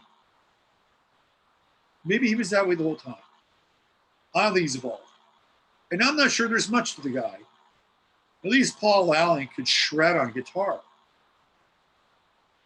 We've never even seen Bill Gates do do we see any videos of Bill Gates doing anything besides getting up in front of crowds and touting the power of vaccines and telling us just how many people that we have on the planet, that we need less, and I mean, what else does he do? I don't see anything. You know, this to me, again, he is I think Bill Gates is a high-level NPC. That's what I think. He's a high-level NPC. Yeah, maybe he's got roots to the Rockefellers, which I feel like he does. And yeah, maybe he's related to the Queen, and theoretically he is. There's nothing there. He's got a Mercury-Mars conjunction in Sagittarius and Libra. Okay, it's not bad. What's it doing? Well, it's opposing the moon. You know, he's born not quite on a full moon, kind of getting there, almost a full moon, but he's dominated by this moon in Aries at the top of his chart, and this is his birth time, by the way. So he's dominated by this moon, this kind of design for conquest. Like, he is driven by the moon. And the moon in Aries is like, you know, it's a hot moon. It is a relentless moon in a lot of ways. And so, you know, channeling Mercury and Mars, you know, in Libra, it's like, okay, fair and balanced, fair and balanced. And Mars driving, look at that, 10 and 16, 6-degree orb. So once he's on to something, he does not generally let up. And there's a one-track mind right there. In domination with the moon on the midheaven, trining Uranus. So he's different. This guy's got, like, what motivates him emotionally is very, very different. The thing that concerns me about his chart, oh, and look, it's got, you know, basically the same position of the node as we saw in, guess what? That last chart with Steve Jackson Games. And again, I use a sunrise chart, but with the true node here, Bill Gates is ascending, okay? This dude is ascending. He's got basically 3, let's see, that's 2, 4. He's got 6 years of ascent. If you throw in the true node in Pisces, that's 8 years of ascent in his chart. I don't think he's going away anytime soon. Now, the south node is coming down here into his 5th house, but it's shielded because the nodes are doing their what is it, the 9.5 year synodic cycle here. So even his, like, I could see this, right? Because we know we're going to have the south node in Sagittarius, and we're going to have these pernicious laws with the south node in Sagittarius. Well, who's got the true node in Sagittarius? Right there.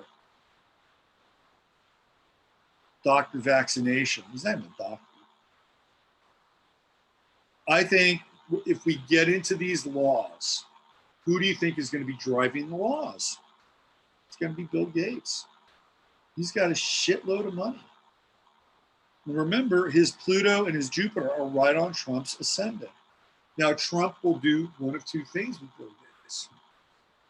He'll either go to battle with him, with the Mars-Pluto doing battle, right? Or he'll either absorb Gates or Gates will absorb him based on this aspect. So one of the things that you want to do, at least if you're tracking these things, is to watch the signals and the relationship between Gates and Trump. Now, if you look at who Trump has around him, he's got Deborah Birx and he's got Anthony Fauci, and they are fellows with Gates. He can be linked back to Gates. So the 6 degrees of separation between Trump and Gates are right there. And Gates had this really interesting comment about vaccines. And he was basically saying, oh yeah, they're safe. And that some of the material brought up by, who's his name, what's his name, Robert Kennedy, were all scare tactics. But you know that Gates has not vaccinated his kids at all. Not at all. Uranus is up here, and it's in opposition to his Scorpio sun. I mean, in some ways, it's kind of an activation. He's not going to have any real. He's got Saturn on Chiron right now. You know, and Saturn's in his 7th house, and that's making deals. That's making deals. Interesting. When could he have an issue? Towards the end of the Saturn transit in Aquarius. You know, as part of fortunes in Aquarius, science, technology, right? Other people's money. Here the chart is getting played out. You know, the guy was a thief. He basically stole Windows, other people's creations. So when Saturn gets to right around 25 degrees and opposes Jupiter and opposes Pluto, that'll be an interesting time for him. It's about 2.5 years from now, almost 3 years from now. That could actually be a time where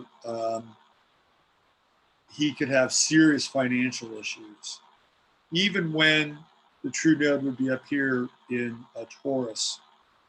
Sometimes the Saturn-Pluto opposition from the 8th to the 2nd, the person can also expire, right? So I would say about 3 years out, and it'll be a very different world, I believe, in 3 years, Bill Gates will meet one of his toughest challenges. And I think karma will come into play there. I'm not a huge karma person, but I think it could definitely come into play, meaning that there are things he's going to have to pay for. But it's a ways off based on the time model. Let me see if there's anything else. Pluto's going to square his Neptune in about 1.5 years, 2 years. That'll be an interesting aspect for him. And not a good one, by the way. Not a good one. So I can figure that one out. And when Pluto goes into Aquarius, it's going to square his sun. Those Pluto sun squares are intense. So I think two things are going to be happening to him. He is going to rise, right? That is a given. I think he's going to be driving some of these pernicious laws that will be developed when the South Node goes into Sagittarius. And I also think he's going to start to come into conflict. And particularly with, even now, with Saturn squaring Neptune, like there's more of a focus on him than there's ever been before. And this is a guy that's been kind of subterranean. I mean, he's a public figure, but what we get with him is the moon on the midheaven, right? We get this kind of, when I say emotional, I'm not talking about crazy emotion. Like Aries is straight ahead. So he's always on the message, right? He's always on the message with the moon on the midheaven. Always. He's the same message over and over again. That's what we get with him. But it's not necessarily the force of his personality. No. No. And I don't even really think he has much of a personality. Not that I can see. Maybe he does, once he gets possessed by a demon or something. I don't know. So I do think, though, he's going to have some issues coming up. And particularly with the Pluto square to Neptune, I don't know if his mother or father are still around, but it's something about his roots, something foundational that is threatened in his life at a very, very deep level. I was thinking over the weekend that one of the things, and we may not be able to see this from these people that we witness kind of in this theater, in this play, that one of the things that we don't see with them or get from them is we don't get a sense that they have anything to be afraid of. And maybe they do. Maybe they're terrified that at some point in time they will breathe their last breath and they will have to meet their maker. And so they're doing everything in their power to delay that from ever happening. Whether it's the Neuralink from Elon Musk or, inserting themselves into these transhumanist sort of robots and continuing their brain so they can, live forever and spend their money forever. But the reason why they do that is because they're really afraid. They're afraid that once their money dries up or whatever else they have that dries up, that they actually have to confront the circumstances of the choices that they've made and the life that they've lived. And who knows, maybe they even think that they've got a key to navigating the bardos of the afterlife. But I think that that's what ultimately they're afraid of. But in this lifetime, in this experience, in this aspect of the simulation, what we don't see that these people ever do is have a sense of fear or threat. Meanwhile, the rest of humanity, or a large portion of which, deals with fear and deals with threat constantly. Constantly. We're always in a state of fight or flight. And trust me, I've seen this in my life quite a bit. So I think the Pluto-Neptune square for Bill Gates is a dose of fear. It's a dose of fear. That somebody who's been in control, Mr. Scorpio, Mr. Moon on the midheaven in the sign of Aries, who's been in control most of his life with everything. When has Bill Gates not been in control? Well, I think he's been in control for just about everything, even though I'm sure that even Bill Gates has to answer to somebody above him. And in which case he is not in control there. But this threatens the control aspect, the Pluto-Neptune square. Chiron's coming up on his moon. See that? That's going to be quite interesting. That could also serve to be a bit of a threat. It might even be the threat of violence. Because that's the other thing. And I certainly am not here to, extol the virtues of violence. But I will say this, that the people that continue to make these decisions, whether it's Bill Gates or the Colleen Smiths of the world, they don't know what that feels like because they're protected. They're protected by their groups. They're protected by their security services.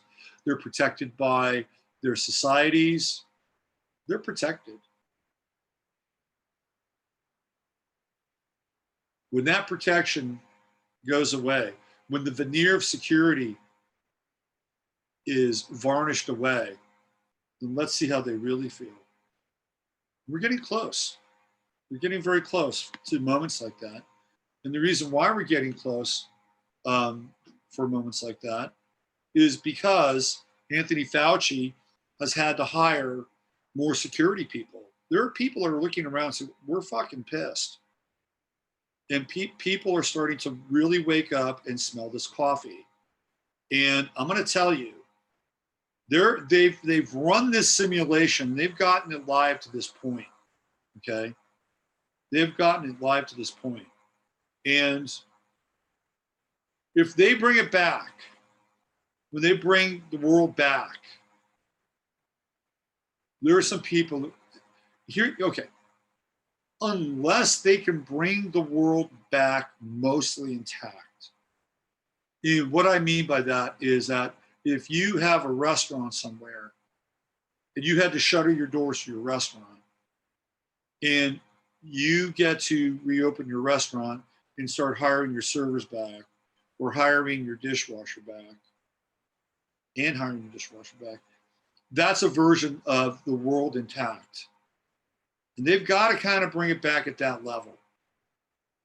If they don't bring it back at that level, and people are scrambling and trying to get on the McJob circuit of the infrastructure new Green Deal, and maybe they'll just be so grateful to be able to put up solar panels or whatever. If that doesn't happen, there is going to be hell to pay. Let's say it comes back at about, 65% or 70%. That 25 or 30%, they're not going to be happy. They're going to feel gypped and ripped off. And if I was a politician and I had not comported myself in a way that was really supportive of people, during these times, when I say supportive, I'm not talking about just parroting the the party line about staying inside and, you know, social distancing and all that crap. Like, really be concerned about the people. Like how Tucker Carlson is actually concerned about the people. You're going to be in trouble. You're going to be in big trouble. That's my, and I'm not making any threats. I'm just reading the vibe of the people. Okay. Now, the other option, the other alternative is if we turn the game around, right? We turn the game around and we create something different and create something new. And in a world where those people, those petty tyrants who are really pawns in the game, that they're not part of the game anymore. They're not part of our world, that we are not consenting to be a part of that paradigm, which wasn't all that great.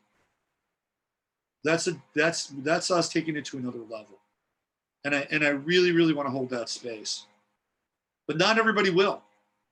Not everybody will hold that space. And there are people who will be extremely upset. Extremely upset. And they may need another distraction and another, play another card in the game to keep those people scrambling around and chasing their tail and not really figuring out what's taking place. Because when some of these people do, they will be furious, absolutely furious. And the people that brought the simulation and made it go live, they will feel fear. They will feel fear. And you know what? And I'm going to go on the record and say that's probably not a bad thing. It's probably not a bad thing, because some of these people need to know what that feels like. They need to know what other people feel. They need to know the conditions of how other people have been suffering for a very long time, and that they themselves have played a role and a hand in that suffering. And I'm not here to be vindictive or, kind of play the virtue of the vigilante. But in order for this stuff to not happen moving forward, there has to be a sea change in the consciousness of the people that have been essentially, the carrying out of the orders, the order followers. They need to have a moment of, in some ways, existential terror and dread, so that they can change their ways, if indeed they want to be a part of this other world as these worlds diverge. Because we sure as hell had those moments, right? And they've kind of made us who we are. So, we'll bless them. We'll bless them and move on. All right. Getting pretty late here. Are you guys doing okay? I got a little bit more to cover here. You guys okay?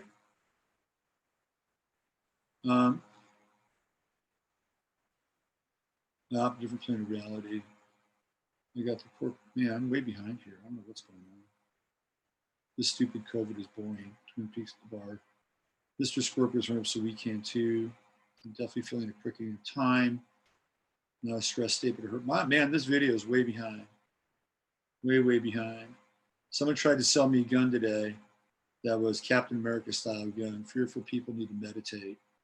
CJ Lindsay, I'm good. Yep, yes. Okay, good. All right. Turnaround is a mystical power. This stupid COVID thing is boring. I know it is boring, but it does allow us to kind of get closer. Like, believe it or not, I've gotten closer to Jasper and Rosie during this time. I take them for walks. No, I don't take them for walks. Look, this shit has not changed my life. I stay home all the time. That's all I do. I just stay home and do readings, The only thing I did is I'd go to the gym and the market. That was it. I just don't go to the gym now. I had to make a gym at home. All right, I wanted to show you guys a little bit of a clip of, let's get out of here. Let's get out of Polyland. Polly, thank you. Amazing Polly, great job. I'll put a link to that video. But I wanted to play another video here.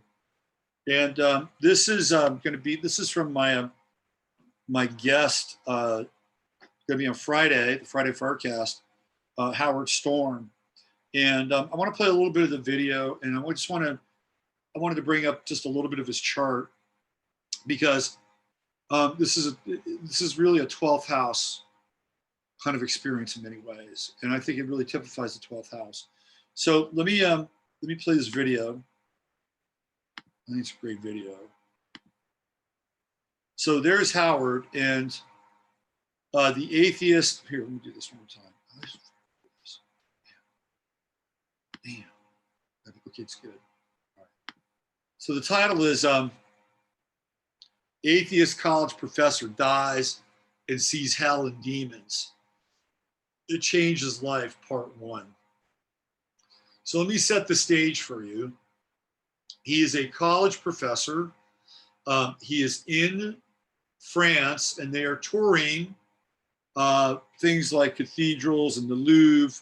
I believe he was an art professor and did not have a very strong belief in God or Jesus, for that matter. And he suffers a perforation in his stomach. And as a result of that, he is rushed to a hospital in Paris, and he's in incredible pain. And there is a significant delay on the only surgeon that can help him with his stomach. There's a very, very significant delay. So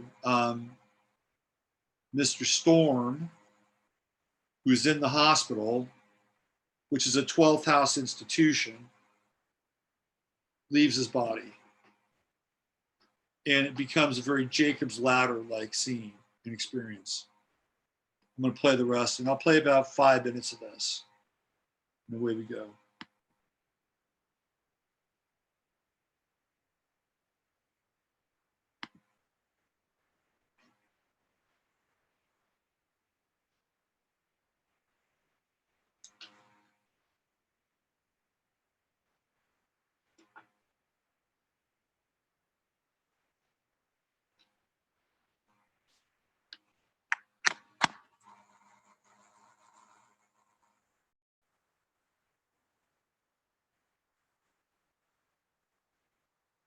Because that was too scary.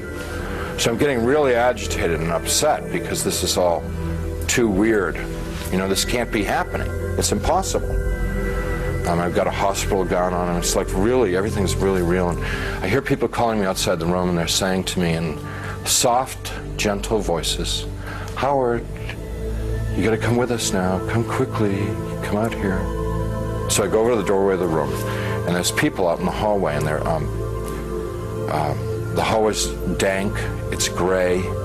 It's not light or dark, it's just gray. And they're all in grayness, and they're men and women. And what they're wearing might possibly be hospital uniforms. And I asked them if they were from the doctor to take me to the operation. And I told them, I said, I'm really sick and I'm going to have an operation and I'm going to die if I don't get this operation. And I was supposed to have the operation 8 hours ago. And I'm telling them all this stuff. And they're going, we understand. You know, you got to come quickly. Howard, come out here. Howard, come quickly. Come with us. Howard, we've been waiting for you. Waiting. I left the room, which was real, clear, bright, and went into the hallway, which was dank and hazy, and followed these people. We had a very long journey.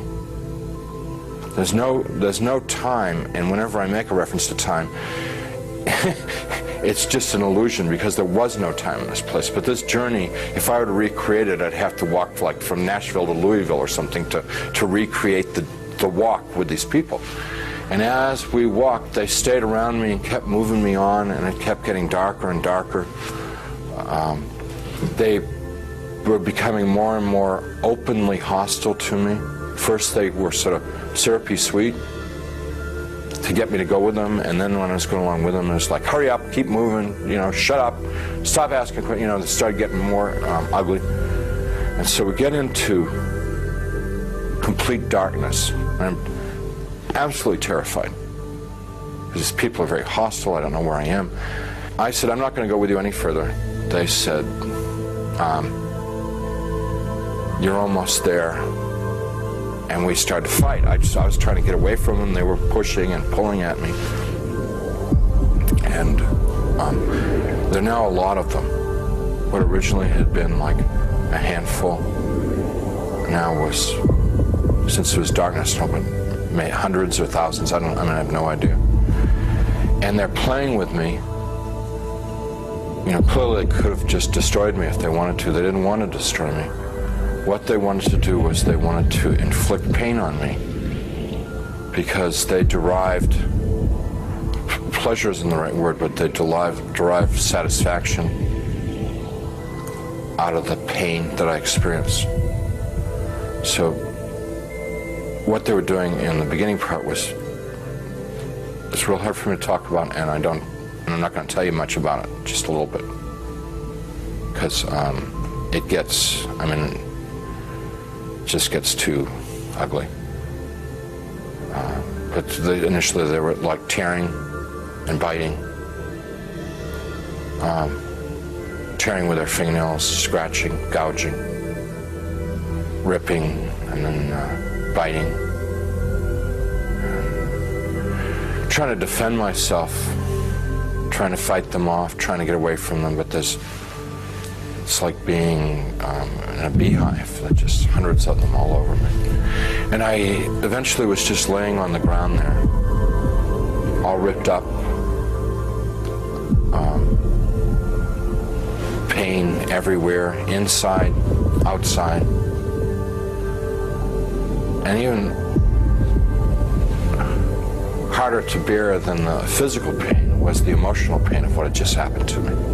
The utter degradation that I just experienced. You know, I never once felt that it was unjust or wrong.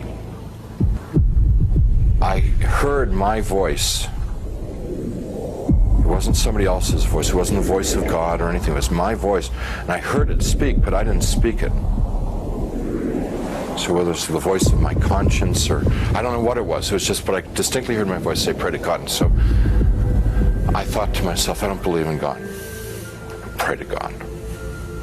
And I'm thinking, even if I could pray, I don't know how to pray anymore. I haven't prayed.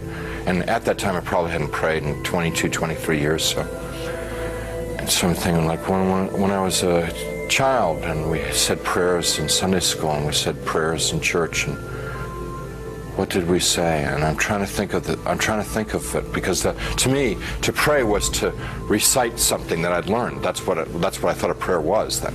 So let's see, the Lord is my shepherd. Give us this day our daily bread. My country, 'tis of thee. No, that's not a prayer, that's wrong. Let's see, yea, though I walk through the valley of the shadow of death, fourscore years ago, our forefathers. You know, I'm getting all of them mixed up. I can't remember how to pray. And then the people who are around me, every time I'd like mention God, these people who had attacked me and beaten me, every time I mentioned God, it was as if mentioning God was throwing boiling water on them. They would shriek, they would scream, they would yell, and in worse profanity than anything I've ever heard in this world. The other thing that was happening was that they couldn't bear to be around me talking about God. It was so painful for them to hear about God that they kept backing away. And so I had a sense that I could push them away by talking about God. And so I'm trying to remember prayers, and I'm getting all confused and mixed up, and it was just all crazy, and I'm lying there, and eventually I realized that they're gone, and I'm alone. Now, I was alone there for an eternity, and what I mean by that was absolutely no sense of time. But I thought about my life, thought about what I'd done and what I hadn't done. I thought about the situation I was in, and the conclusion that I came to is that I had lived my adult life. I had lived a selfish life. My only God in my adult life was myself. I realized that I was something terribly, terribly wrong with my life, and that the people that attacked me were the same kind of people that I was. They were not monsters, they weren't demons. They were people who had missed it. the point of being born and being alive in this world. They'd missed it, and they'd lived lives of selfishness and cruelty. And now we're in a world where there was nothing else. Nothing but selfishness and cruelty, and they were doomed to inflict that upon each other and upon themselves, probably forever and ever and ever and ever, without end. And now I was a part of it. And it seemed like, although I didn't want to be there, it seemed like probably the right place for me to be. There was a sense of like, this is what I deserve, because this is what I lived. You can't imagine how emotionally painful that was. So there's part 2, and I'll summarize part 2 for you. In part 2, hold on a second. In part 2, sorry. So in part 2, okay,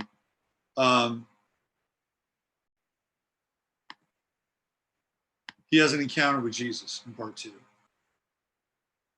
And it's very touching. Literally and figuratively, gets his wounds dressed and cleaned, and has the arm around him, and then he gets taken for the life review. And he sees his life again in very kind of literal terms, and then he's got to go back. And when he goes back to his body, the doctor has arrived and he's going to operate on him. And the reason why I think it's an important video is for a number of reasons. Number one, it's a very clear illustration of the 12th house. He's in a hospital, okay? That's a 12th house environment. He leaves his body, which means he leaves the chart. Not only that, but he's being guided by people in like hospital gowns in a lot of ways, which is interesting because what are we seeing now with COVID-19 or the coronavirus? One of the main sort of pieces of attire are people in hospital gowns. So what's really interesting too is that, astrologically, we're all in our homes, which is a very 4th house environment. But they've turned the 4th house and the home into a 12th house experience, because we are vicariously living through the hospitals in the United States and around the world. Our homes have become de facto sanitariums or de facto places of retreat.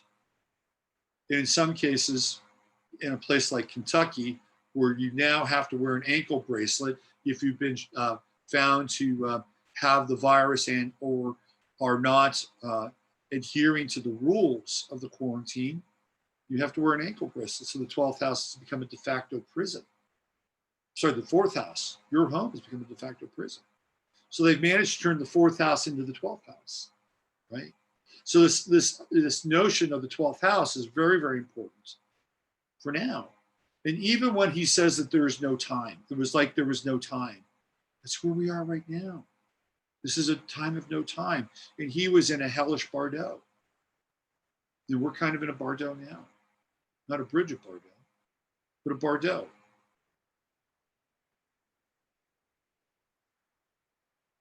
I just had a non-politically correct thought. Anyway, and he gets taken by these people in, hospital wear. And he literally gets taken to hell. He gets taken out of the chart. And then he has the 12th house experience of really being out of the chart and then coming back. And he comes back in, and what happens when he comes back into the chart? He's reborn. He comes back into his life, he's reborn. He has a reset on the ascendant. Check this out. So I looked at it. Okay, I know when he's born, and I know when he had the that experience of dying. Check this out. This is a trip astrologically, really a trip. Because I said, okay, let me see this.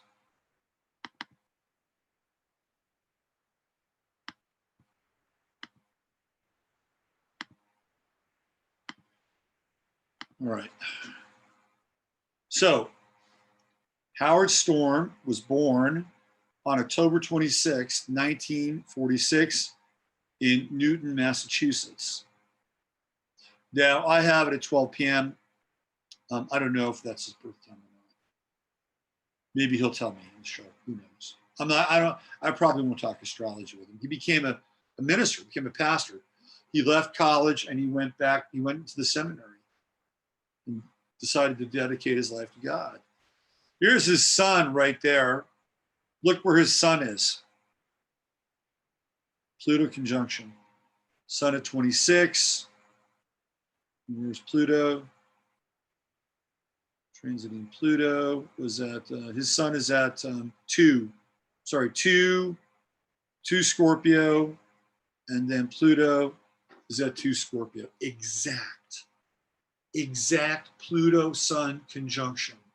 Right there, bang. Bang, okay? Now remember, the inner ring, right? The inner ring is the event, which is at 11 a.m. in Paris time. That's when he gets admitted to the hospital. Look at where his Saturn or Pluto are based on the event, the 12th house. So he has Pluto and Saturn.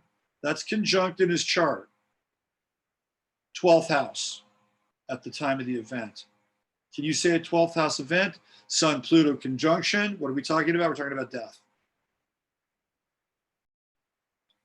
Venus over here on the other side, meaning he would have encounters with others, right? Encounters with others.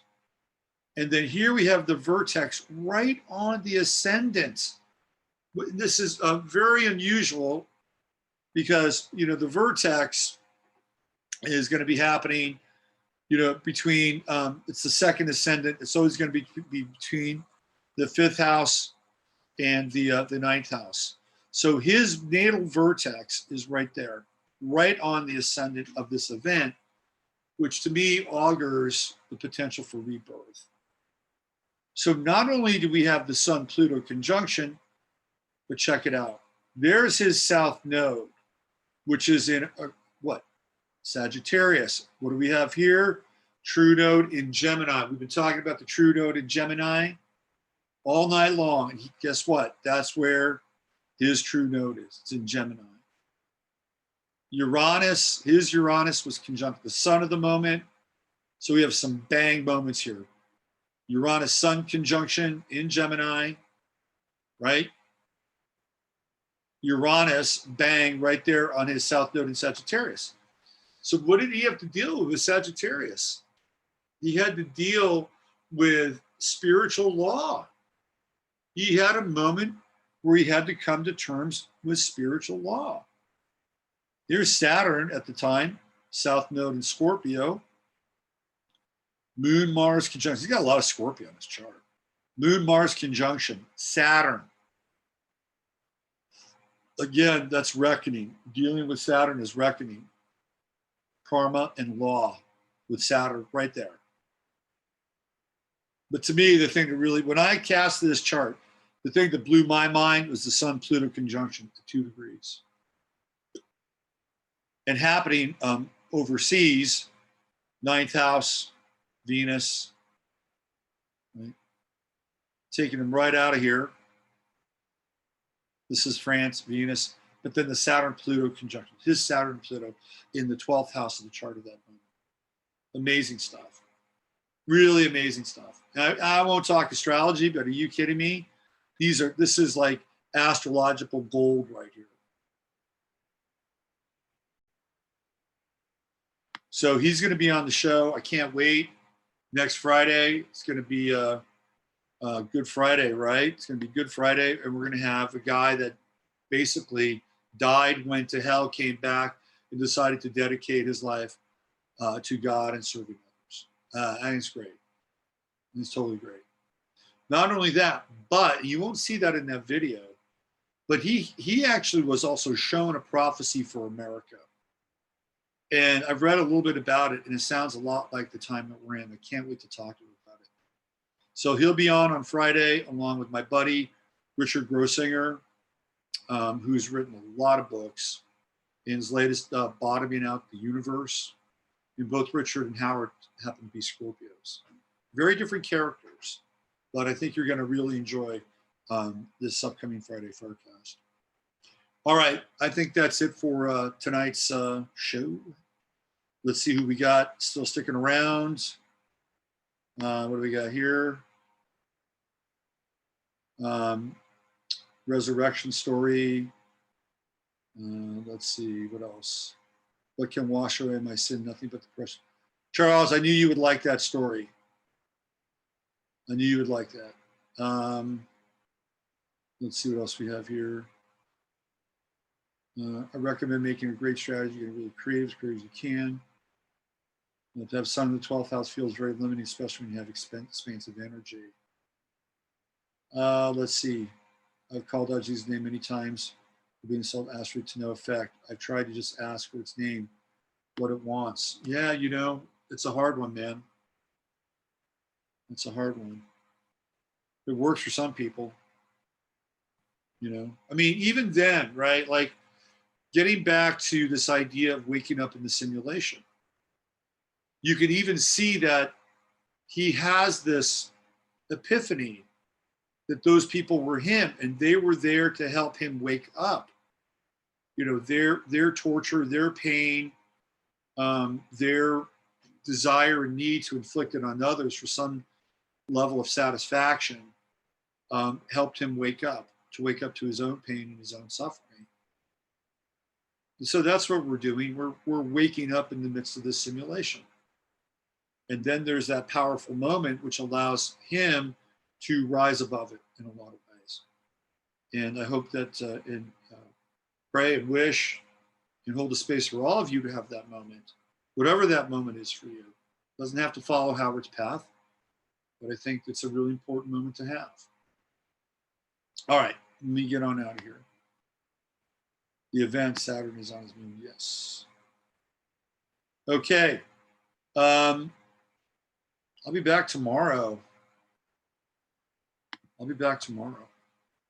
little Corona update, no doubt. Everything's changing on a daily basis. I've been getting a lot of requests for readings, and everybody that's gotten a reading, I'll get to, I promise. I promise. It's gotten very busy. I promise I'll get to it. I'll get to you. And if you are interested in that,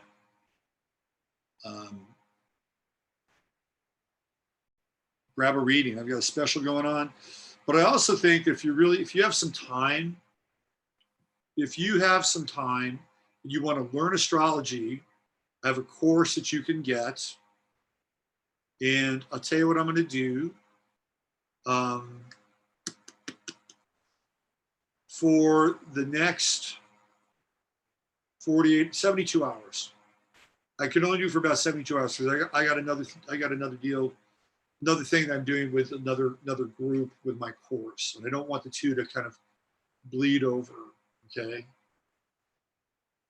And I don't think they will because they're different deals or they're different opportunities to study astrology. But if you want, and you have time and you have the energy and you want to study astrology while you're, essentially getting ready to break out of your chrysalis, send me an email.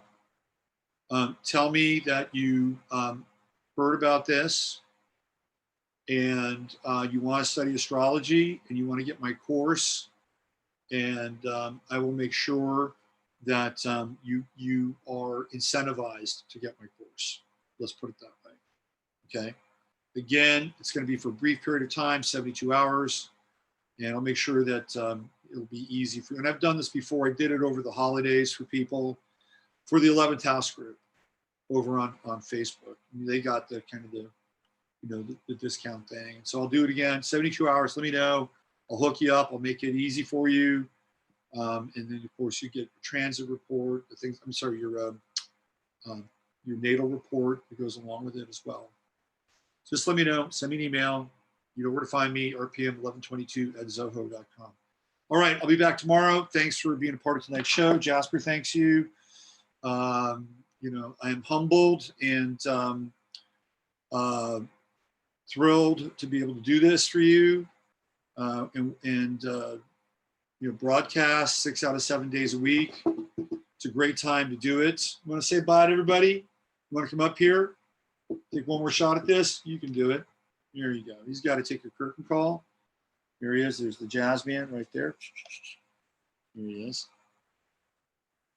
So love you all. I'll be back tomorrow.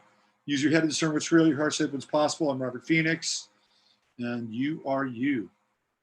Bye for now.